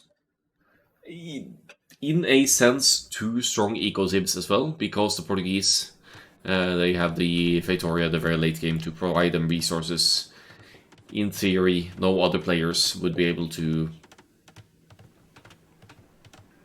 get, aside from market, buying and selling in the very late game. Relic's disposition, honestly, this is unfair, isn't it? It's like 1 there, 1 there, 1 there, 1 there. Okay, that's technically closer to Luigi Mario, but it's should be disappointingly easy for DBS to collect these relics. The map style, the map generation, it sort of favors Burgundians as well, doesn't it? It's there's definitely booming space here. You could stonewall off and try and boom your way into Flemish Revolution and push back whatever the Portuguese try to do. But you don't want to be too passive against the Portuguese either, because the Portuguese have very strong late Imperial Age options in their arquebus gunpowder, for example. No resources outside for this one either. I like how they are scouting and confirming that the distance is farther this time around. Or at least, yeah, they've both been scouting right inside. Good. They've learned how to approach the early game of Vintage Arena. It's nice to see. I'm going to go for a little bit of fast forward again here. Portuguese, what do they do here? Portuguese could also play monks. They have a very open tech tree. All of their gold units cost 20% less gold. So you have your options ahead of you. For me, in that case, Siege Tower Crossbows comes to mind, though it's not too commonly seen these days. Could really off-put your opponent though. But late game, some kind of gunpowder death ball is what I would expect for the Portuguese. And just turtle their. They could also go for castle aggression, castle drops, and the organ guns. And in fact, it looks like what Luigi Mario wants to do here with a. No, wait, is that it? There are only 4 farms. It's heavy gold stone investment. There's only 2 on gold. If not for only 2 on gold, I'd suspect fast tip monk traps again here from Luigi Mario. But yeah, because it's 30 pop already in the feudal age, entering the feudal age. Fast in Portuguese. Probably thinking that the Burgundians player wants to boom this, like with the Sicilians earlier. So you want to punish that, and a fast imp monk traps should really be able to do such a thing. But DBS is not going straight for the boom here. He is heavy on the stone as well. Want to get to those unique units, the cool steel here possibly. As Luigi Mario wins the scout fight and leaves DBS completely blind of what's to come. Heavy stone investment for both. Not really seeing Castle of Coustilier as viable, but a defensive castle into a boom into Flemish Revolution might very well be. That's a potential 200 military units for you if you are able to boom into maximum amount of builders.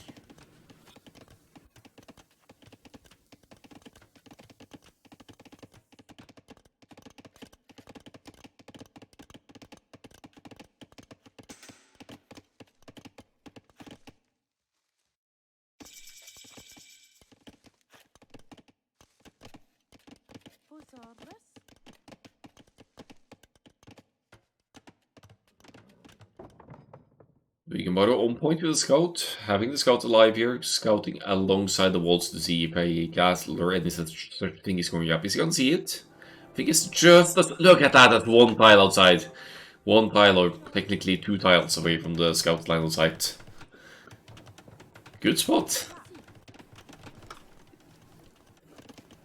Castle Age at 1640 for Luigi could, of course, be an indication for DBS that Luigi is going for a fast imp approach, but it is really just a 32 pop FC into organ guns production here. Which, should the game go long enough here, DBS should be able to hold off with the Burgundians' gunpowder units, say the bombard cannons, for example. Should be decent enough to take out small groups of organ guns, since you have that extra range. Yeah, walling off here definitely wants to secure what might be a boom into Flemish. Double castle organ guns, really? Really? Why are they both at home? It's probably to protect the eco extension transition you need to make later on. But this is a huge commitment. That's a lot of builders on stone, and a lot of stone to get these castle up. Organ guns indeed in the making.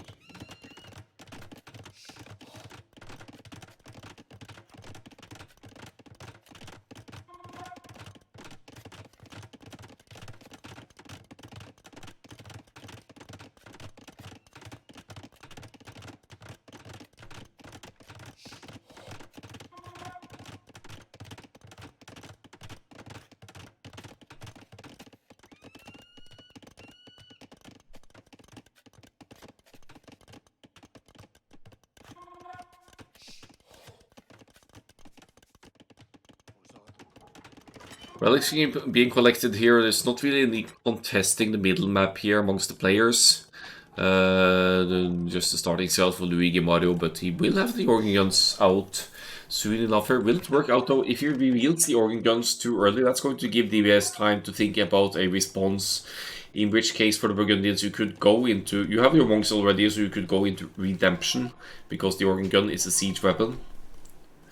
So with Redemption, you can get conversions in on the organ guns, and you could also prepare nice pick off.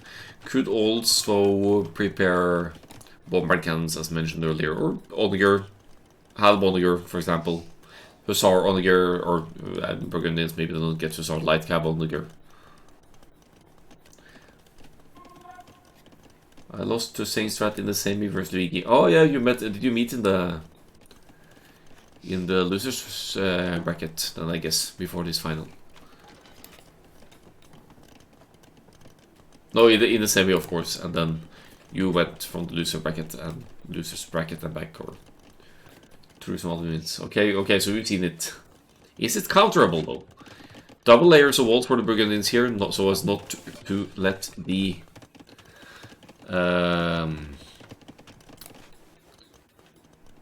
organ guns in easily.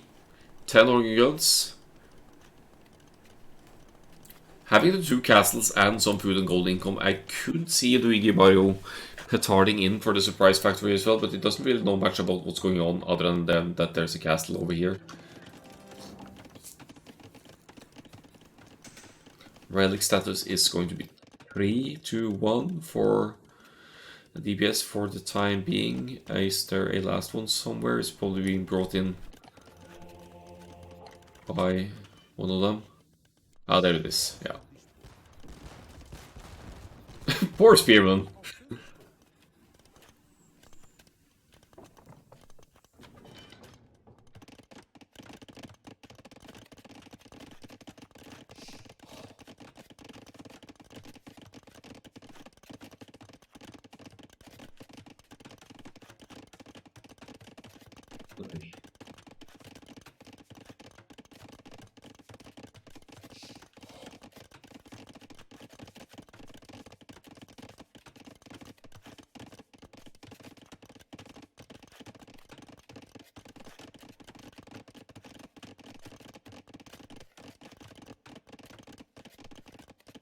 I just have to check something on the other screen there for a moment.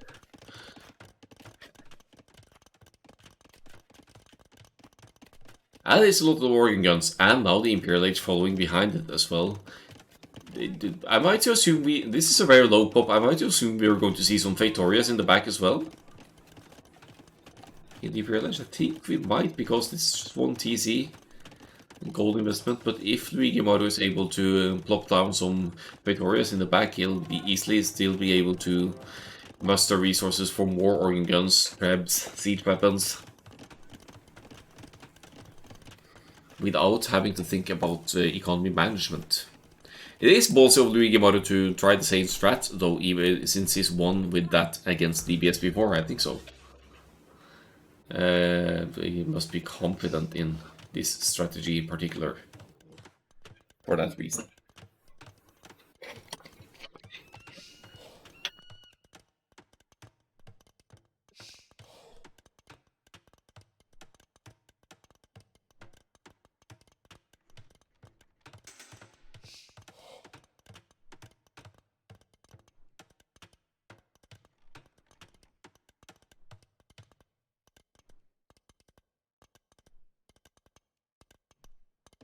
So DPS is going into the Imperial Age at what I would say is about twice the economy of Luigi Mario here.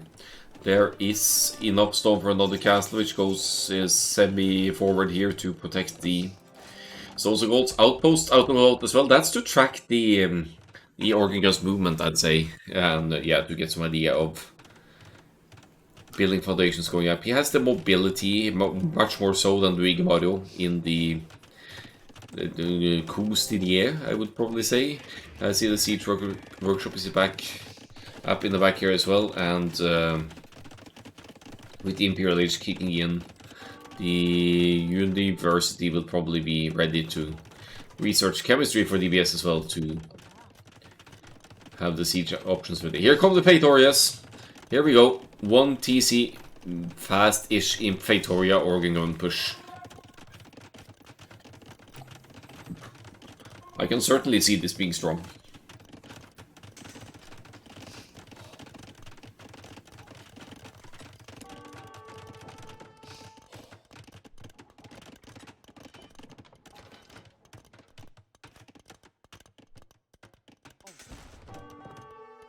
Here they come! 22 organ guns for Luigi Mario, as DBS has gone into the Cavalier upgrade behind this. Did not really mass units yet. Will probably not go for any Flemish Revolution just yet either, looking at the villagers' situation, but is queuing Cavaliers out of 5 stables with the Imperial Age kicking in. The selling some wood or food should also give resources to get plate parting armor ASAP, which will give the knights better armor. The monks have redemption, so yeah, Burgundians don't get block printing, but if you happen to get close enough, you would still be able to get some conversions in. That monk is going down though. Yes. Okay, debating the organ guns into Castle Fire for a bit here with the monks, while massing up the cavaliers in the back. You need huge numbers of cavalry to deal with the organ gun mass like this. But if DBS gets the paladin and the appropriate upgrades, and let's say he gets... I think I want to see at least 30 paladins here to be on the safe side to get a decent engagement against these masses. Luigi Mario, even with the Praetoria trickle, can't really afford to lose such a mass. That's going to set him back significantly. This castle buys DBS a lovely amount of time to pump out more cavaliers. Wait, there aren't any more cavaliers in the queue. The gold situation is a bit scarce for DBS, but could easily sell some wood here to make room for more gold to make cavaliers. It's 10 paladins, not enough. We need more. We need way more. But there's lots of stables going up here. There's food as well, so you could make an argument that the light cav line could also be a mixed in here by DBS. But DBS needs numbers. More cavaliers now in the queue. It's 8 stables producing them. I assume conscription might be in as well. Maybe not. Maybe not a priority over the units numbers, but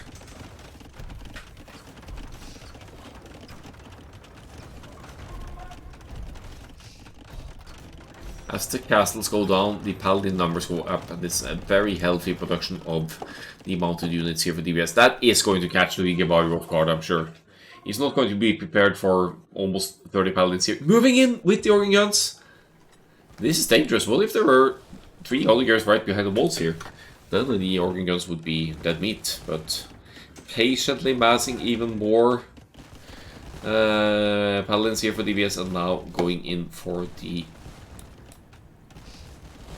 kill.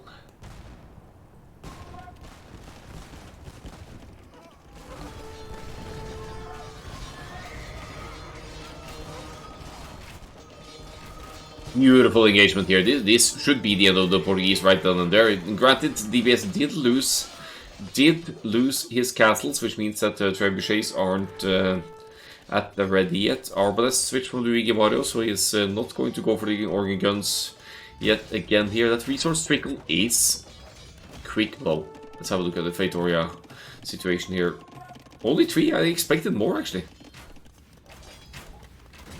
Still a great engagement, 33 paladins, and to switch into halberdiers here for Luigi Mario, that is going to be rough. He's dropping a barracks with 1 builder outside of there, that seems... Oh no! Hodor! Hodor! And to think that DBS has redemption as well, he could actually... DBS could convert the Victorious! If he gets monks in here somehow. He could get... That would be so epic if he actually was able to sneak some monks in here and convert the Victorious. I'd so love to see that. But of course you need to deal with the castles first.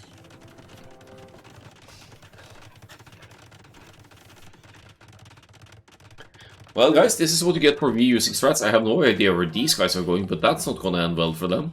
They're just running out into the abundance of paladins on the field here, and I think Luigi Mario is slightly panicking here now because militia are popping in as well. Hand cannoneers in the queue.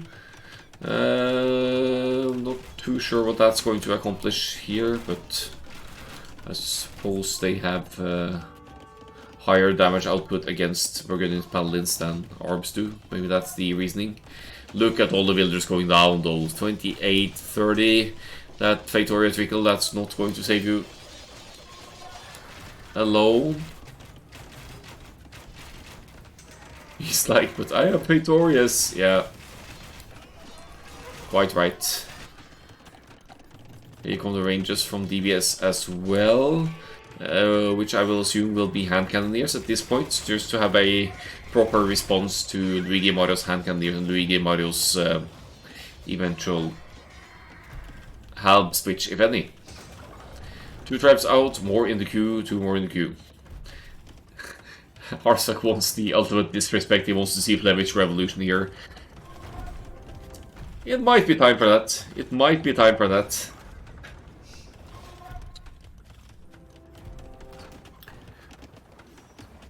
But honestly, I'd rather see Feitoria conversion into GG. That would be even more epic. Because redemption is already in for the monks. Anyway. 11 pikes. How are you going to hold off against twice your numbers in paladins?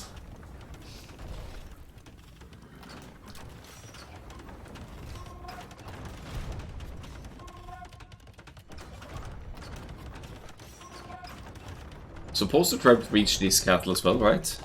If you move them over to the side, you could take out this castle from outside the walls as well, and you'll force Luigi Mario out to fight.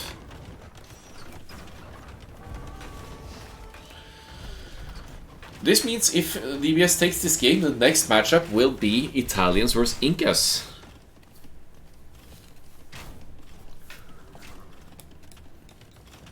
And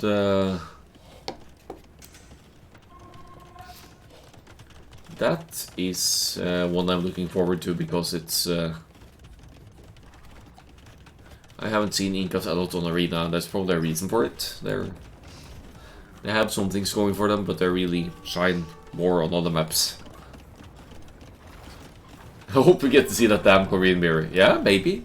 Maybe DBS is in for the reverse sweep here now.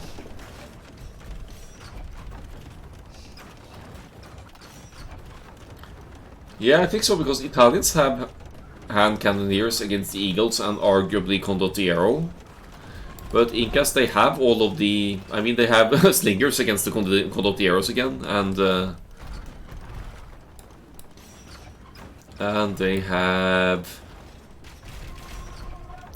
maybe Cabayuks won't see play. Italians definitely have the better monks. They also have the better opportunities to go faster to the Gasland Imperial Ages, and Feudal for that matter.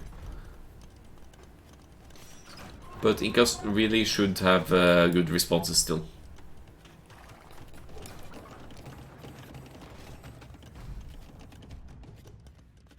Can't monk rush Mesosiv.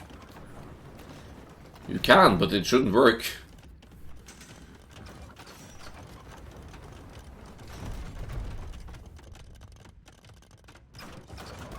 Yeah, quite the chunk of hand cannoneers out here for DBS, and given the bonus of the Burgundians for gunpowder units, they also deal more damage.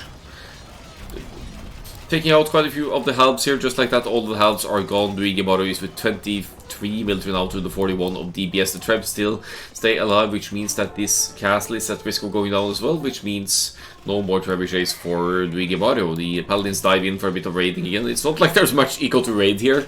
The villager count of Duigimaru is at 34, which is ridiculous looking at the way he's still making armies here, but that's because of the Portuguese Feitorias.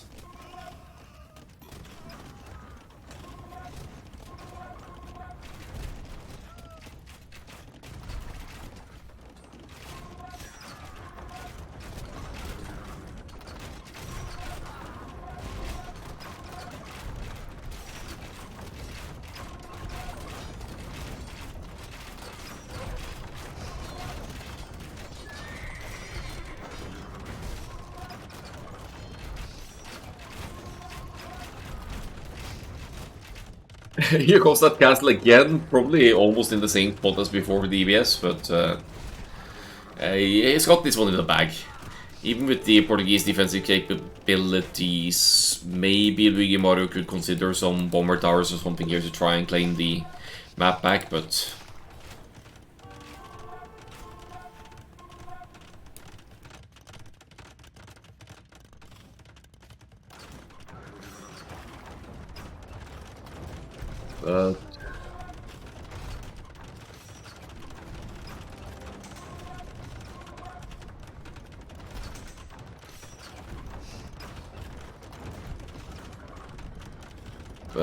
But Portuguese... There's a limit to how much 3 Fertorias can last you here. Ridiculously good job at making units and making the proper responses still. It's Halberdiers, Arvalests, which should be enough to deal with the Paladins here, but it's a double gold combo for DBS here. With the hand cannoneers able to take out the Halberdiers. Oh, hand cannoneers. Hand cannoneers out of position. Paladins eating the halbs. This is not the way they should be. This is not the way for DBS, but able to focus down the halbs. They're not quite in the mass they need to be yet. Paladins dive in to deal with the arms, and there's still a healthy amount of Paladins out and about for DBS.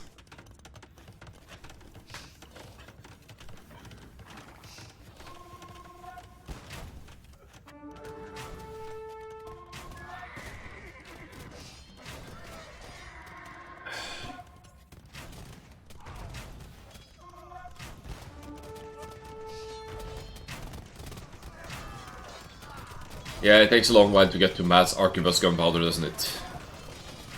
And you're not gonna get there on Feitoria 3 Feitoria economy alone either, are you? Perhaps very likely to go down here. DBS takes the win, which sends us into the next game, which will be the remaining civilization. Italians versus Incas.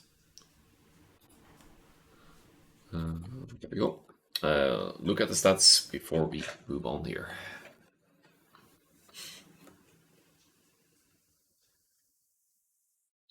Let's have a look at military numbers. Obviously, DBS has the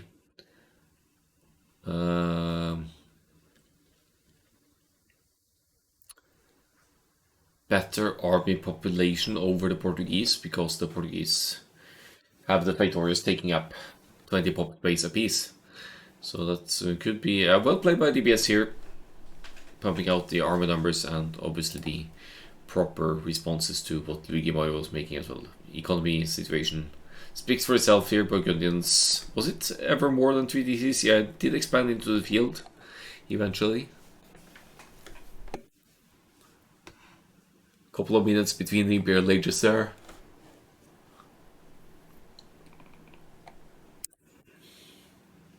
And that's it. Game 6 coming up.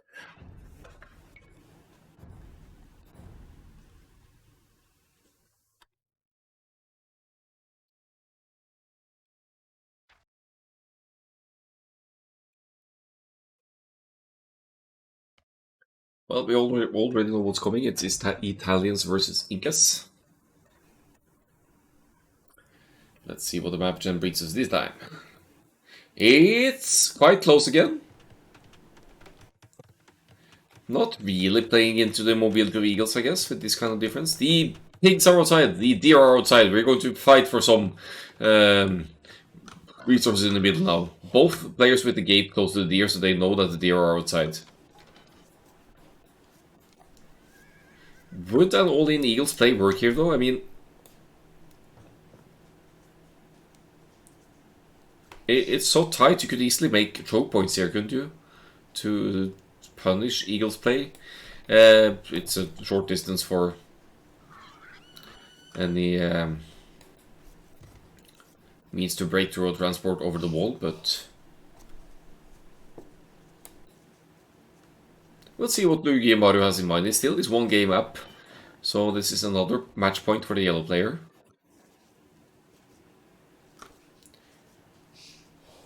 But one crushing is out of the question with the against the investors here. Is he gonna get in? Nope. But it does disrupt the delivery of DBS here. Oh, lure! Come on, lure that one. Steal the deer. You could also send the builder out and kill the deer outside to obstruct the income, but that would involve taking out one of your own eco units to do so. So it might not be worthwhile.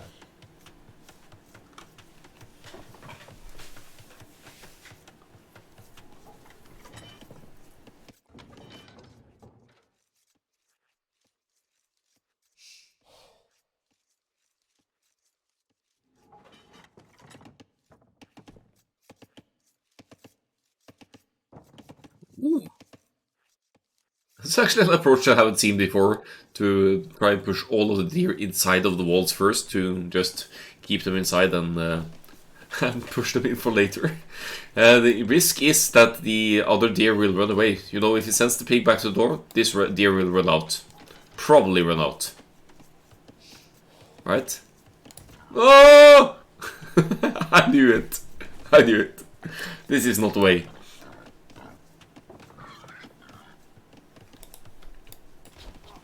In the meantime, DBS has already brought in at least one of the deer. Doesn't really make any effort here to obstruct the lure. In fact, what is this luring by Luigi Mario here? Is the tournament jitters kicking in here? Boar is sort of lameable as well if DBS wants to send a villager forward to do so.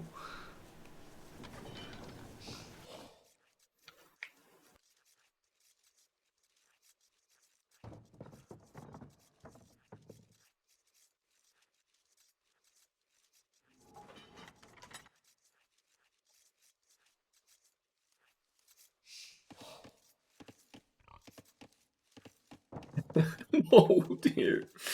Oh dear. Luigi Mario is just begging to be lamed here as far as deer laming goes.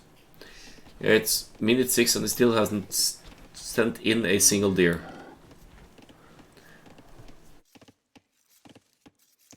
At this point you might even want to consider just deleting the wall and or a tile of tile of wall and send them in. Oh, come on! Oh, the wildlife isn't with Luigi Baro for this one, and this has to be such. Look at the idle teeth time as well. That extra deer pushing is really messing up their food economy and their queuing builders behind this. That goes for both of them though. But Luigi Baro is at minute 650 and is pushing in the first deer as we speak.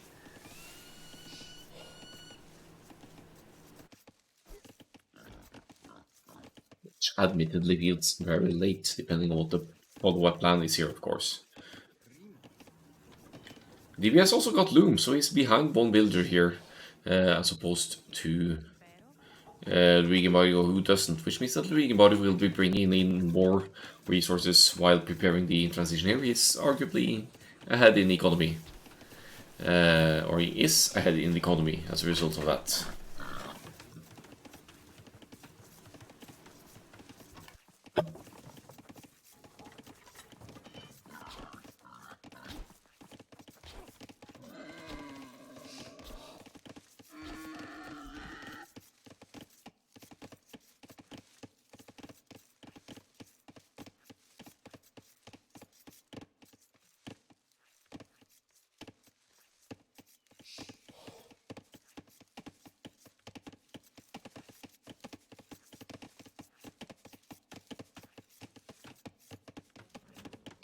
Oh, that's 2 deer for Luigi Mario. 3 cars as well. Probably got tired of messing around with the deer.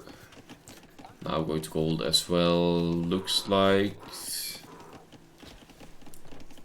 might see a 30 pop up again here. Is there any room for the Italians to... It doesn't really make sense to play Genoese crossbowmen at all against the Incas, because Genoese, they really shine against cavalry especially. Could act as a supportive unit in a crossbow mass, of course, but... What do the Italians do here? If the Italians make arbalests, the Incas make eagles, but if the Incas make eagles, the Italians make condottiero or...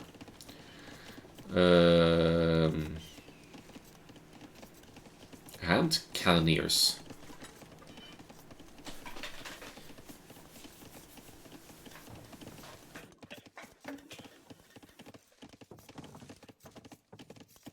Oh, is DBS going to push this deer? He could steal one deer. He's doing it! Yeah! That's my boy.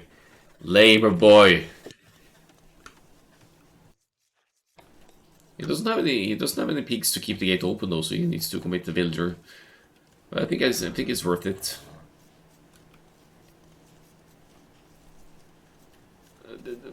One of the things I find most fascinating with this matchup is that neither of them have any reason to play the unique unit, I think. Because Kameyuks, and Genoese, they both shine against cavalry. I mean, Kameyuks, yes, if the Italians player makes hussars or knights cavalier for some reason, but why would you?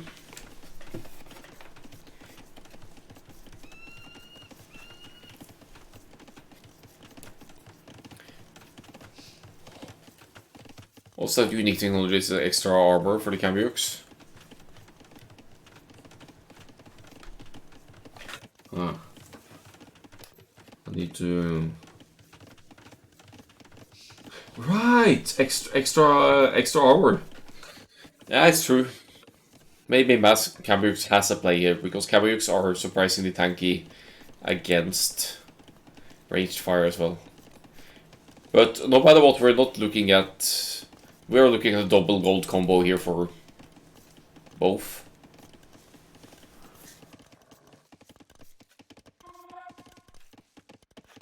Yeah, I'm very curious to see what kind of units they decide to bring to the field here. Spearman? Well. Closing in on the castle age here. No stone investment for Luigi Mario. No stone investment for DBS. So they appear to be somewhat in booming mode here then. Second TC immediately very forward for Luigi Mario. Don't think it makes much of a difference, but it is indeed the Eagles for the Incas. It is 2 barracks but also a TC, so not a all-in-one TC play here. I guess as Incas here, you need to play the Eagles in the castle age, so you need to get a proper mass and try to get in, because in the Imperial Age you have several useful counter units for the Italians here. It does give you the map control though. This should give DBS small, or if any, won't have any issues at all to claim the relics. See, it's guarding the furthest away relic. DBS wants to hunt all 5 relics here. And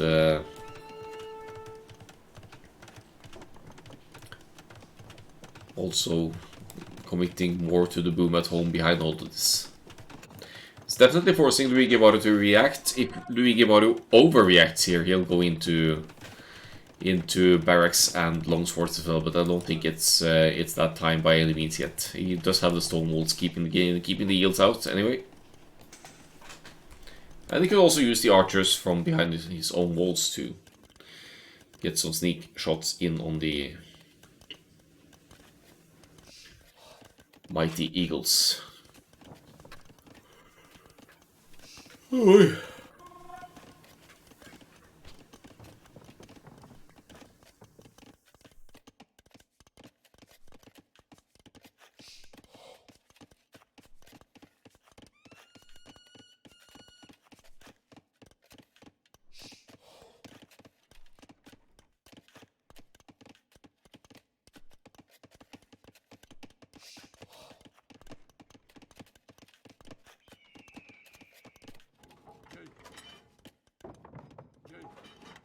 Well, archers versus eagles, at least they have both there, but these were still eagle scouts with only +1 defense, so I picked the archers with hit and run. Let's see this. I am once again asking for a siege tower, and I couldn't agree more with Delos. I want to see that. TC on stone now. Castle positioning in the middle would be very huge for whoever player gets it up first here.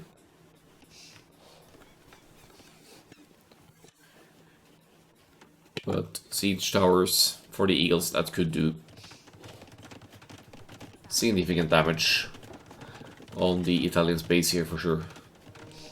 Okay, good luck with that. The eagles have conversion resistance. That should not happen. He's running away, but I suppose Squires isn't in. He deletes it rather than losing it to conversion.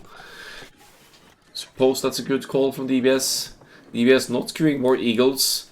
Did collect 3 relics. Does he even know who's he the last one?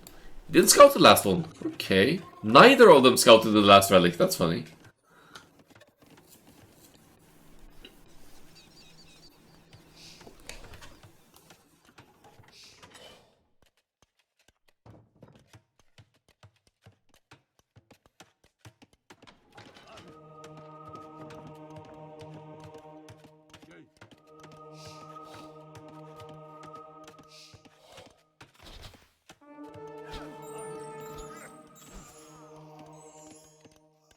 Wait, what happened? Oh, the Inca smoke got a conversion in. I thought it was the Italians getting one in on the Eagles, but apparently not. No sign of a siege tower. It's only 3 TCs, mainly booming here. Eco lead extending here, 52 to 40 something for Luigi Maru. Admittedly, they're both on 3 TCs, but DBS dropped the 3 TCs earlier.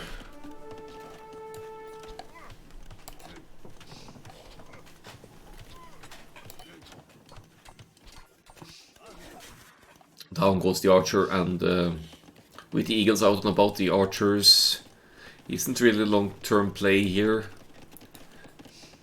But since their bases aren't particularly threatened either,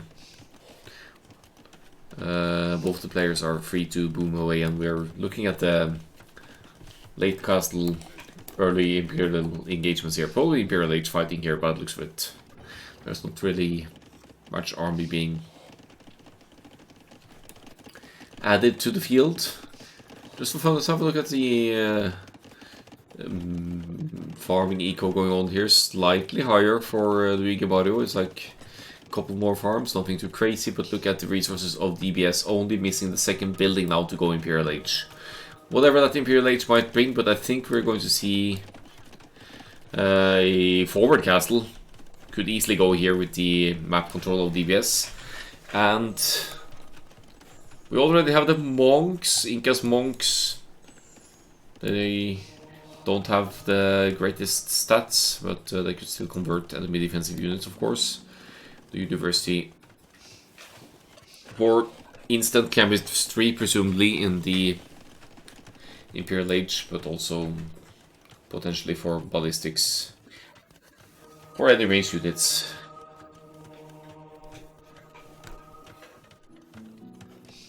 As they enter the field.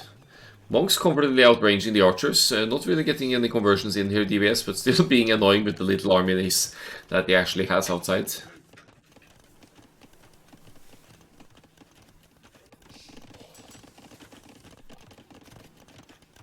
While Luigi Mario is also going imp and still insisting upon the archers and archers upgrades.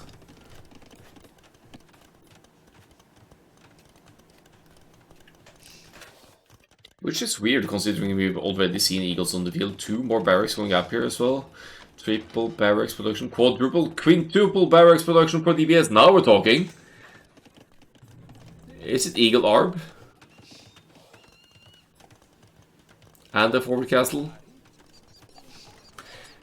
Luigi Mario doesn't have ability to stop it. He has some archers, but the monks and eagles will deal with that no matter what. That castle goes up. It's actually outside of Luigi Mario's line of sight, but it's going to provide fire from the castle to break through the gate. Maybe we'll see DBS adding 1 petard as well to speed up the breakthrough process, to allow the mass of eagles to start flooding. And Luigi Mario is not ready for this. Luigi Mario is still committing to the ranges.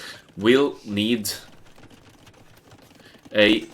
well, he does have the university, but he will need chemistry to make use of his ranges to deal with eagles.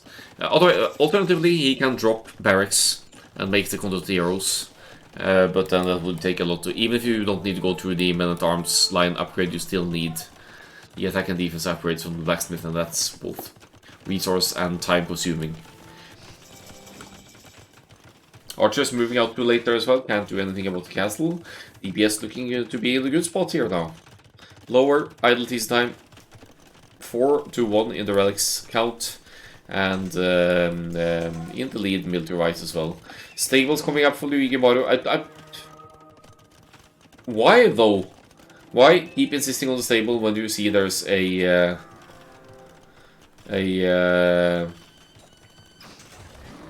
castle up from the Incas? Incas have cavalries. Archer armor on 0 archers. Well,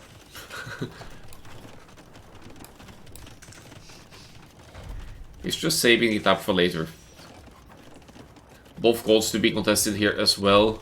TC going down first, so these villagers will need to relocate, and then you could use tribes to break through and allow the eagle flood to commence. Oh, possibly, Sean. Welcome. You did join the league, didn't you? Yeah, I'm pretty sure I saw your name in one of the teams for the preview league. Yeah, I know the feeling. I also had that thought I followed someone and then I actually didn't. It's kind of weird when it happens, when you're sure you followed someone and then you in fact didn't. Yeah, the archer armor attributes to the hand cannoneers, so I guess it makes sense. Ooh, it's still open though. Quick wall, quick wall. No, it's not open. Yes, it's open. Ah, okay. Yeah, okay, so we were just talking about the team. Yeah, happy to have you join another one. There's certainly an advantage to have a place to live and a computer to play on if you're joining it. Trebs pushing away here, 3 Trebs. We are looking dangerously close to game 7 here, guys.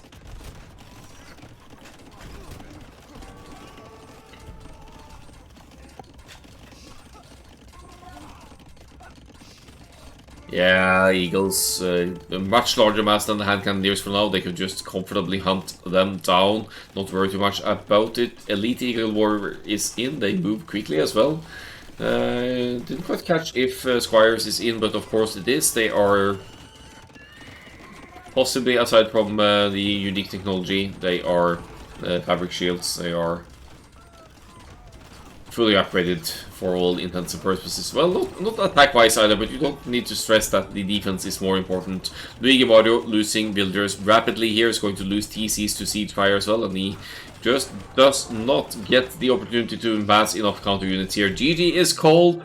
Into Korean's mirror we go after a look at the stats. GG well played to the Incas play for this one.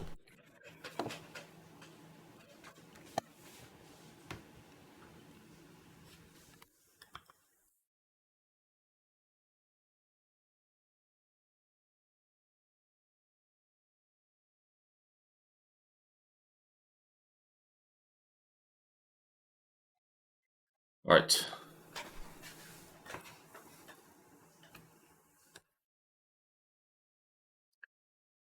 DBS didn't even get loot.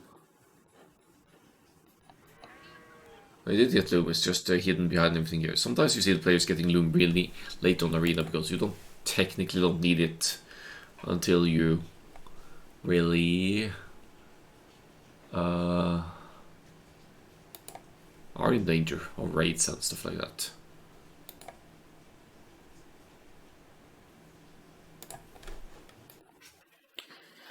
So that was a quick look at the stats. The last and 7th game is predetermined mirror matchup with the Koreans. I am going to need a quick bathroom to stop, but we'll just kick off the Koreans in the meantime. So enjoy some HSMR while I go in there. Ooh, it's quite close. It is quite close. Small playing field here.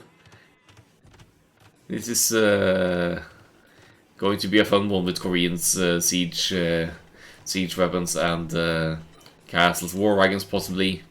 Whatever they're being about here. You can't really monk rush because the Koreans monks aren't, or you can, but they're not great, to put it mildly. The hunt is outside again, but that's about the extent of it.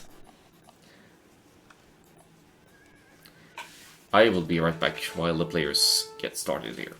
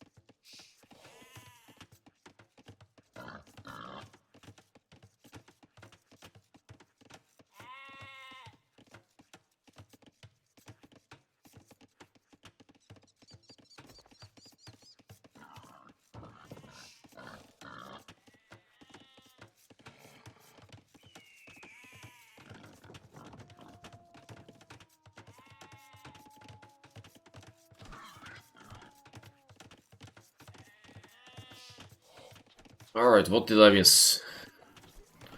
Scouts fight apparently, but no scouts were killed in the process, were they? No, we're fine. Luigi Mario already setting up 4th house in the front here. That's a lot of houses. He doesn't want to get a house anytime soon. Might be worried about the resource disposition here, which is admittedly more forward for Luigi Mario than for DBS. However, it's not great for either. It's just 1 3-tile gold, a bit in the back here for DBS. It's all going to go down in the middle here, I think, with whatever options these players playing with the Koreans Civ have in mind for the follow-up.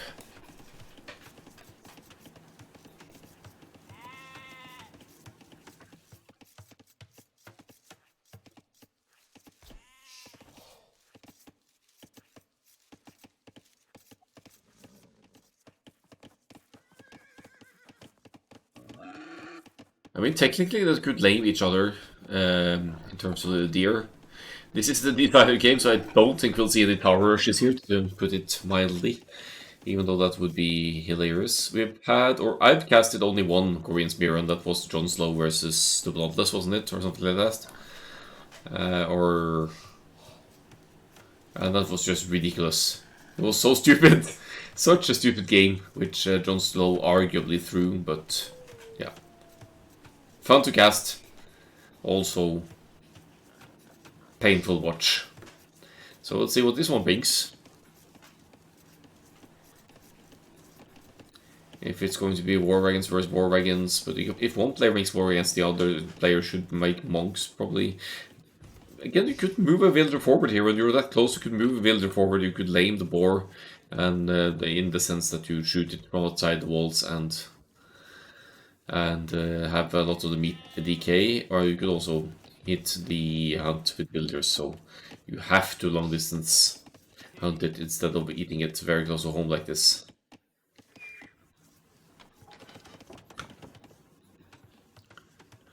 Ooh, DBS actually hasn't scouted. They actually hasn't scouted the distance yet, but now DBS is about to find it.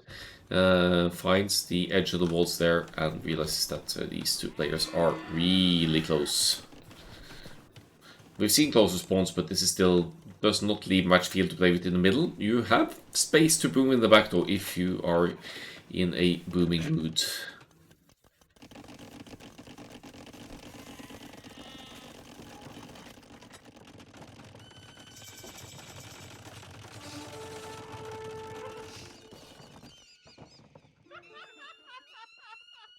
Yeah. Really can't be bothered having him inside this time. So, you just let your scout die then? Oh, shit, we're in Castle Age. Here we go. It's 2 on stone for DBS. Could be for additional TCs actually. Heavy stone investment for Luigi Mario. Heavy stone investment. Is he actually playing the double castle war wagons here? He's going up at 32 villagers. It's not a fast imp food income. But with the additional farms added here, it might still allow for that. But double castle war wagons against... okay, I guess DBS had some stone as well. But it's 2 castles to 1. So if they're both playing the war wagons, DBS will have to adapt on the fly here and probably make some more monks maybe and be ready to get conversions in and gain a true advantage that way. He's playing the eco here, is getting wheelbarrow, which will also boost the villagers' movement rate, actually making it slightly easier to dodge War Wagons raids as well through the War Wagon Center. But did see what's up? Not really, but it's probably suspecting from the uptime now that this is the double castle play. We've had double castle and Arambai back in the day, before the Arambai nerf, but this is the War Wagons. Which is even more expensive and more impressive if you can actually pull it off and make it work, but easier said than done. Especially when the opponents react and already place that second layer of stone as well.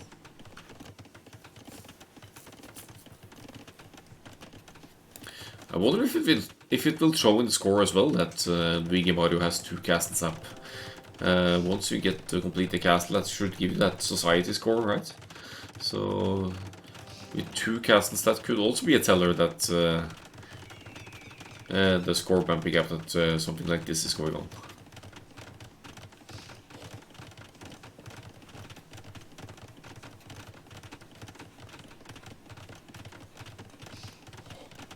Yeah.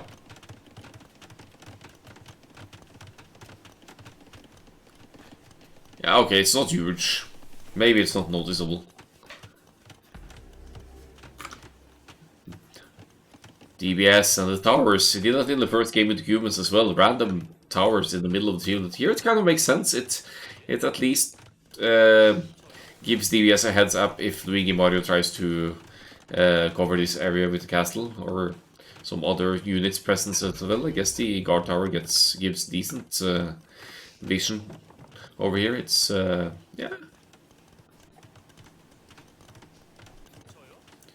DBS is tower rushing the middle of the map. In the meantime, they're both collecting relics or trying to as well. There's one being sniped, but that's the closest one for Luigi Mario as well, so that's understandable.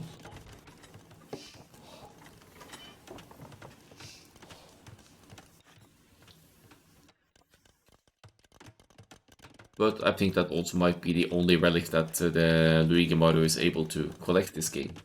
The scout is still alive for DBS, and with no support for the monks aside from that.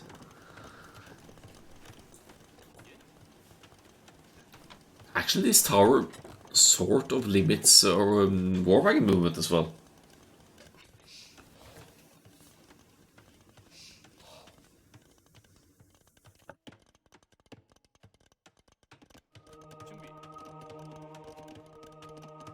Another tower, but the builders need to move away now. Maybe Luigi Mario smells what's up here. Is actually going for the relic, I think, but Scout should have this fixed. Bonus damage for the Scout against monks. That's already 6 bonus damage. That tower is not going up though with the war wagons ready to move out here. That's a solid number of war wagons. DBS only with the castle in a defensive position, not investing into war wagons at all. Playing the eco approach here, 3 TCs. Assuming what you could call semi-defensive towers in the middle to claim some map control. Again, the monk is on his own, so this scout is going to get another monk, I think, because the war wagons are out of position. Meaning that this tower will complete as well. Smart approach by DBS, albeit costly, draining the economy in terms of stone and villagers working resources. Bit passive Luigi Mario over here, but he is going to try and petard in. And funnily enough, if you send the petards behind the war wagons, they are very difficult to spot because they line up with the wagon. Look at this. If he queues them together, maybe we won't see it. But if these guys go close enough to the war wagons, they're almost impossible to spot. It's like the petard taxi or something.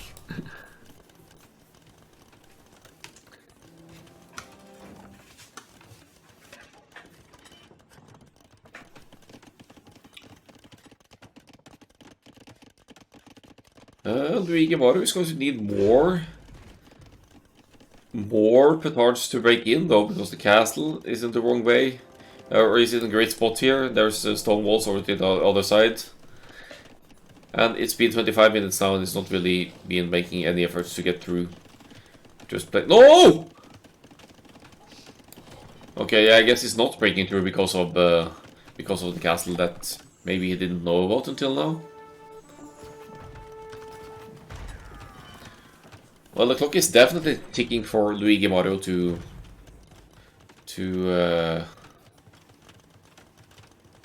do damage here. You could have 100 military, but you're not going to win the game if you don't use them. And he's going to find the second layer of walls behind here. He's trying a different approach, but surprise, there are stone walls here. Where are the... Yeah, more petards coming in. At least there's still potential to enter here for Luigi Mario. But in the meantime, DBS has been gathering enough stone to get an odd castle up. Superior eco by far. It's idle TC time is higher, but it's still roughly 30 minutes 20, 25 builders more, I mean.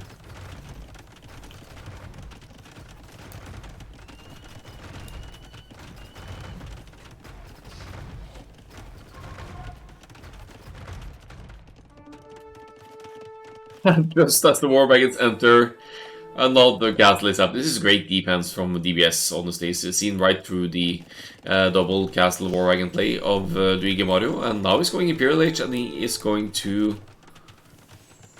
Yeah, what do you do here? Halb Treb, possibly? Halb believes eat war wagons if the war wagons get close enough to them.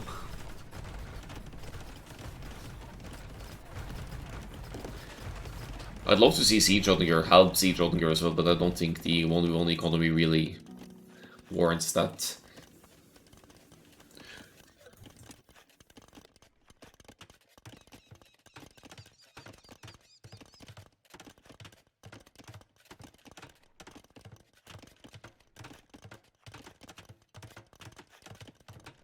That said, the Koreans get bomber cannons as well, so that could also come in handy with the push. War wagons. Don't really see any more monks being made here, but that could probably come in handy as well. Taking the fights. Look at these 3 towers here, they're guarding all of the middle resources. So Luigi Mario needs to deal with the towers before claiming and collecting the middle resources. It's actually good map reading here from DPS in that regard as well, to see that the clusters are so close you could easily deny them with some towers presence. 10 war wagons and counting. Luigi Mario at 29, also going Imperial Age here with more war wagons, but at a significantly weaker economy.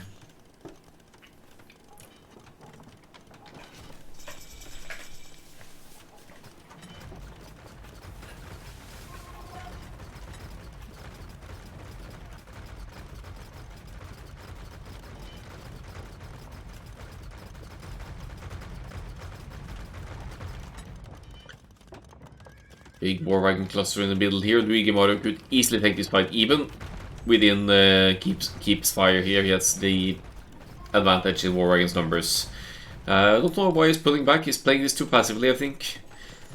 Needs to engage to diminish the war wagon's numbers of DBS and at the very least force DBS to relocate. Here comes a castle now to further fortify this position, and we're probably going to see more castles and keeps coming up here because there's still stone to collect over here.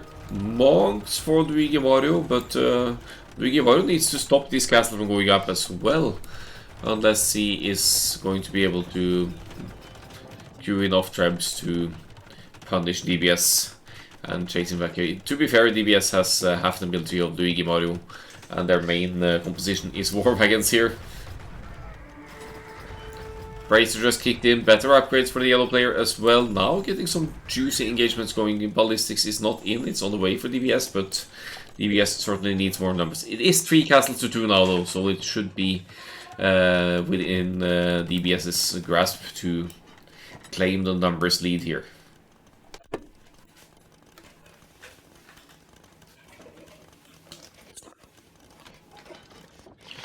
And chemistry is needed. Oh, you're right, chemistry for extra damage output and also for bomber cannons, and then the tower I cast fire benefit to chemistry as well. That would be a great upgrade, but bomber cannons to snipe enemy traps as well.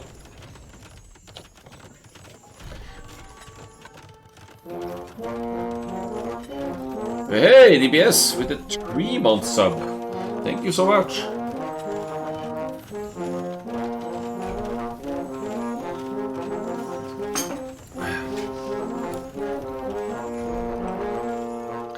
And congratulations on making the final. We don't know if you win yet, of course, but great set to have it going to the mirror game in the 7th game. Who's going to delete walls? Arsak, you mean Luigi Mario probably?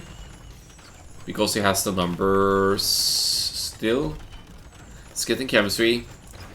They are matched in upgrades. They're actually getting chemistry at virtually the same time here. Feel like there's still a numbers advantage for Luigi Mario, which is interesting given the situation here with DBS's higher economy efforts. Higher economy. Yeah, now he's opened them. Stream sniping.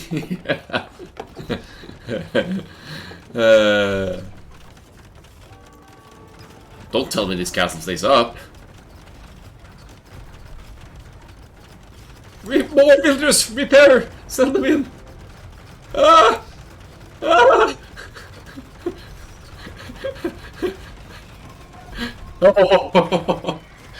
Oh, I would be so tilted if that castle actually stayed up there with so low HP left. I hate the repair mechanic in this game. It's, if one thing should be nerfed, it's the speed of repairs from the builders. It's ridiculous. So it did justice for Akkal there. The castle actually went down. Of course, with more trebs, it would be helpful here as well. More towers or keeps. 24 to 42. DBS, way more resources in the bank. Why aren't those being spent? Why is there so much food in the bank for DBS? Blue could get to... Maybe that's the plan. Maybe the plan is to get to Onager and siege Onager here. But now Luigi Maru is applying some heavy pressure here. Has 2 trebuchets ready to move out. Needs to deal with the keeps first, but will then be able to deal with the castles and...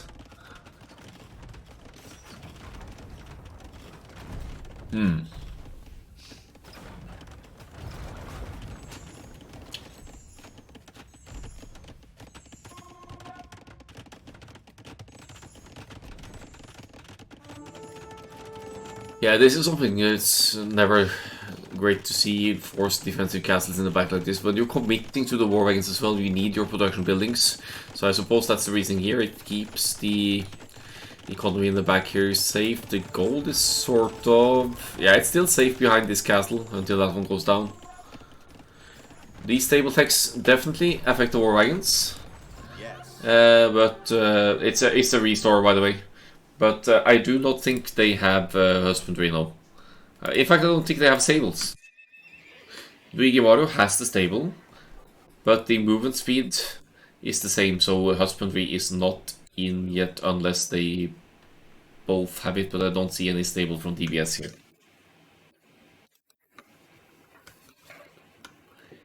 Restore coming up.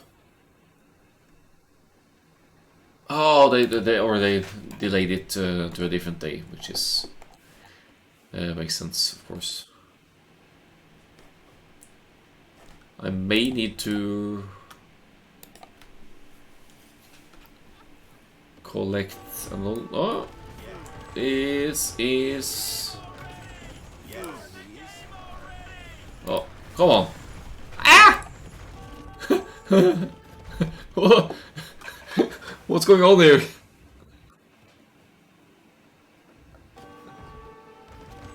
Okay, now we're good. Now we're good. Picking up where we left off. They've been giving each other some time to get accustomed to where they left off as well. I think we may have missed something, or I missed that earlier. That's one war wagon left to raid the gold miners over here. That's pretty smart.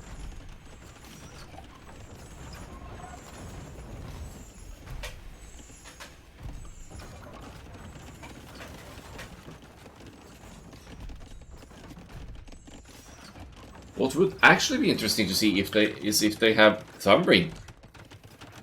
But we can't check that now. We'll check in the screen later, I guess. But there's a range just going up here. Skirmishers probably from DBS now needs responsive unit against the masses here. Losing the numbers war, so to speak, but the Elite Skirm edition could be good. However, there's already at least one stable app for Luigi Mario, so he's in a position to add more stables and react to the Elite Skirm investment as well. One relic lost. DBS still alive and kicking. They're at same numbers of builders. Luigi Mario has the numbers lead, but the Skirmisher transition and Thumbring will affect the war wagons as well. The SIP rule is actually, for the final, is actually always Korean's mirror. It's a loss. So it was predetermined. But in some of the other rounds had other mirrors or random mirror. Like the round of 64 had best of 3, random, swap, and then random mirror.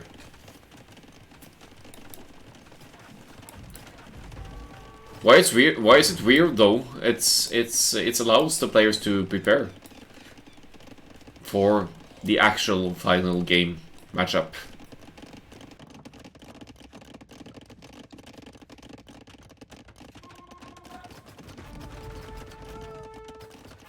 I do enjoy SIP variety more. I have to say I don't necessarily enjoy mirrors all that much, but the Korean mirrors so far have been great.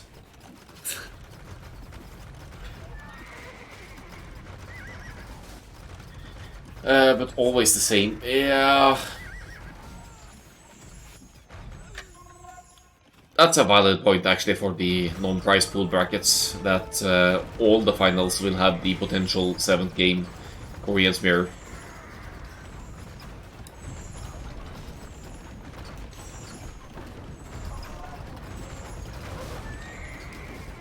So maybe for the non-prize brackets it would have been better to have random mirror or different predetermined mirrors.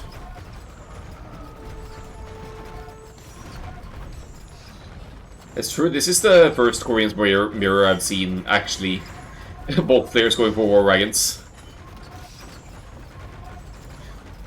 Lots of rest in the bank for both players.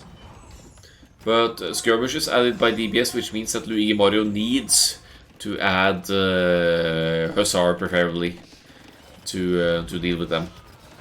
Could add Onigers, but I don't really see. Oh, he is going into Onigers!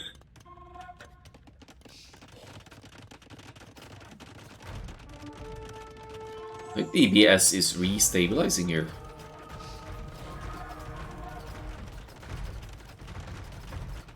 Upcap, whereas Luigi Mario is close but not quite there. Some keeps going up as well. I like that for some neutral map control. Wagon Oniger seems expensive, but also good. Question mark. No! Don't let the Magnus go down! Don't let it go down before Oniger! This could be huge if he gets in! One is gonna go down here. One is gonna go down here. Two is gonna go down. Oniger gets in! Oh, 3 Onigers down before the upgrade! No!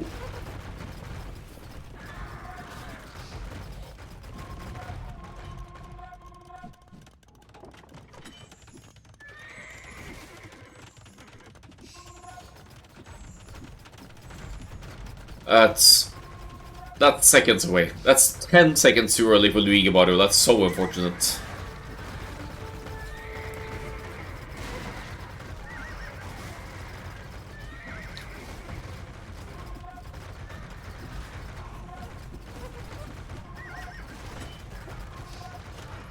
Well, that's optimistic. Wagon situation is 23 wagons now, more of the skirmishers for DBS, which is fine because Luigi Mario's only response to the skirms is really the Onigers, and there aren't a lot of them for the time being. The traps will go down as well, possibly, and that's lots of wood, gold and wood lost for Luigi Mario here. DBS is pushing back. I think Luigi Mario got overconfident, thought he had it in the pocket, and now is facing some decent counter pressure here. Still keeping the war wagon numbers decent though, and the Onigers are coming back in here to flatten the skirmishers. Quick look to scout for the unique tech as well. I don't think it's in.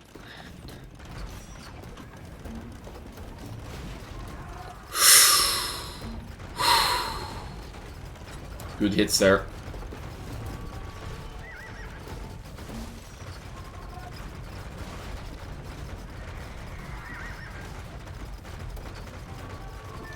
They're identical in the military numbers, but DBS does not have...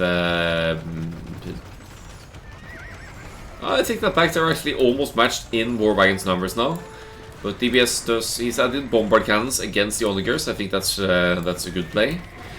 would let you snipe the trebs from a distance as well if need be.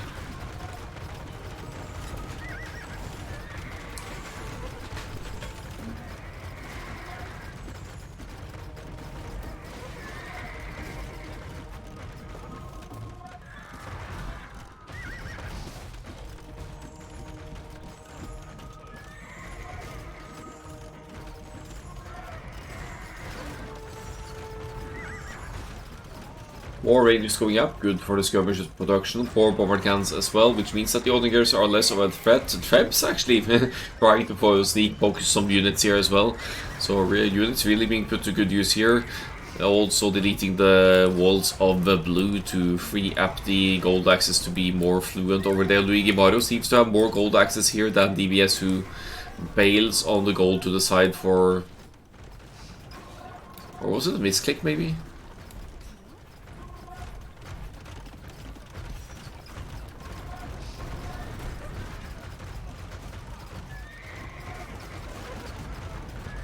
Both players still queuing the war wagons.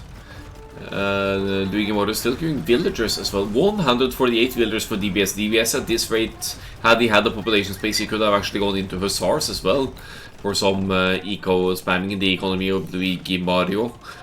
There's actually only 2 TCs behind this, but farms going up for Luigi Mario as well, maybe thinking long term for the trash investment.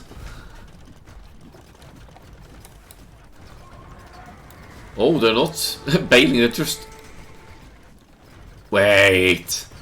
Did he trap the mining camp? Why are these villagers walking so far? I guess this mine depleted and they just went to the next closest one. And that's so inefficient. Look at the worker efficiency. 30-something%.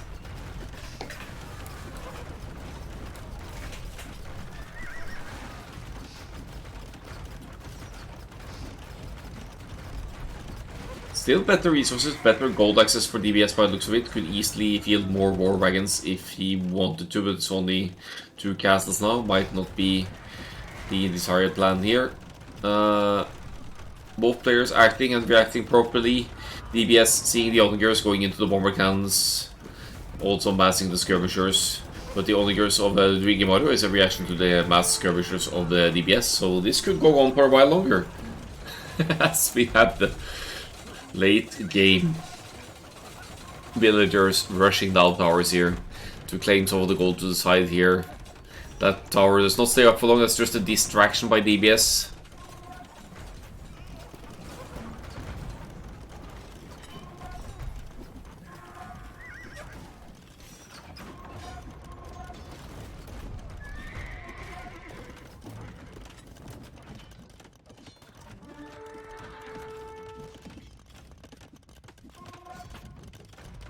Blue definitely pushing back here. Also, now here comes the stable switch. I like that. Murder holes for the towers, I suppose, more so than the castles. Also mining stone somewhere here. Here he is, and there's still this stone to be taken as well. So we might still see more castles here if it's not just for the towers. DBS claiming the map control, placing buildings. More importantly, I mean buildings across the map that denies Luigi Mario expansion across the map the same way. If Luigi Mario pushes back, he needs to delete or take out the buildings before placing some of his own. He's losing gold access, 8 on gold now for Luigi Mario, but they were all over here, weren't they? So only 2 on gold now, that's going down. 3 relics for DBS as well, did not recollect that last one, I don't think that matters too much. And the Hussar addition is in. Great switch of DBS to conserve the gold for a bit longer, to claim the map control in the middle even further, and be able to mine stone for further keeps or castles, depending. Are we looking at blue as the winner here?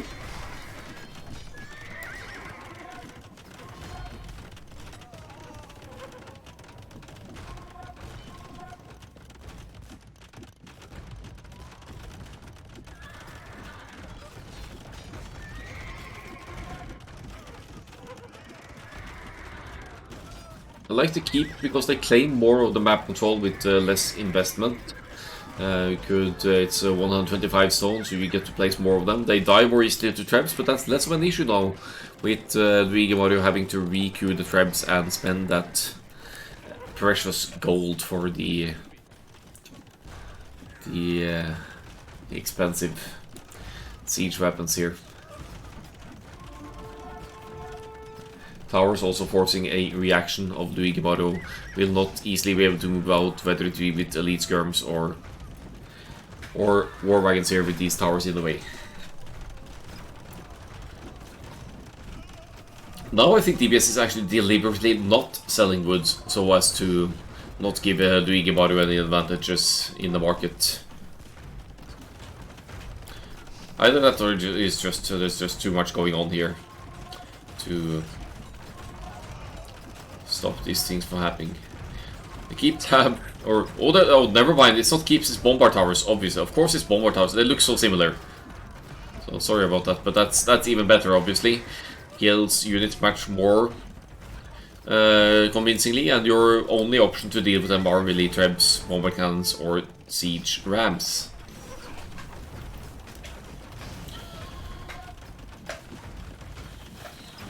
Get out of my game. This is DBS's way of saying that with the bombard tower drops here, but he needs to deal with the trap as well if these bombard towers are going to claim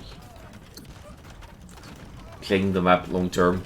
Bombard towers is the way to go as well, because we are at pop cap here for DBS, which means that DBS cannot make more military. Arguably, it could delete some villagers for army space, but the bombard towers do just fine as well. If you have enough villagers building them, it's a way to slowly creep into your enemy's territory and hold that map control as you go. And there it is. Congratulations to DBS. Great set. 7 games. Amazing. And that wraps up the Bracket 4 Final Arena Classic. Now that I know the stream is working, though at a bit worse quality, I can get around to the next ones as well. Not today, unfortunately. My head is spinning. I slept too little last night, but I'll make sure to tag the Arena Classic bracket rolls as I go, as I have some casting to catch up on. Great series.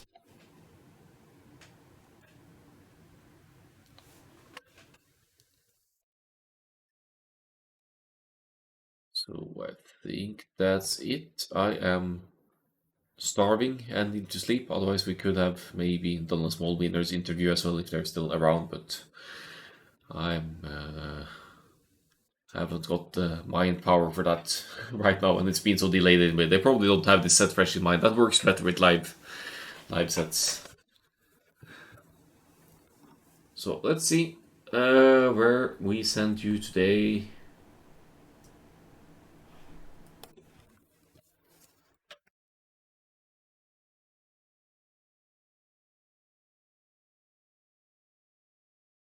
DD is live, she's playing TGs. She is a friendly Lithuanian player.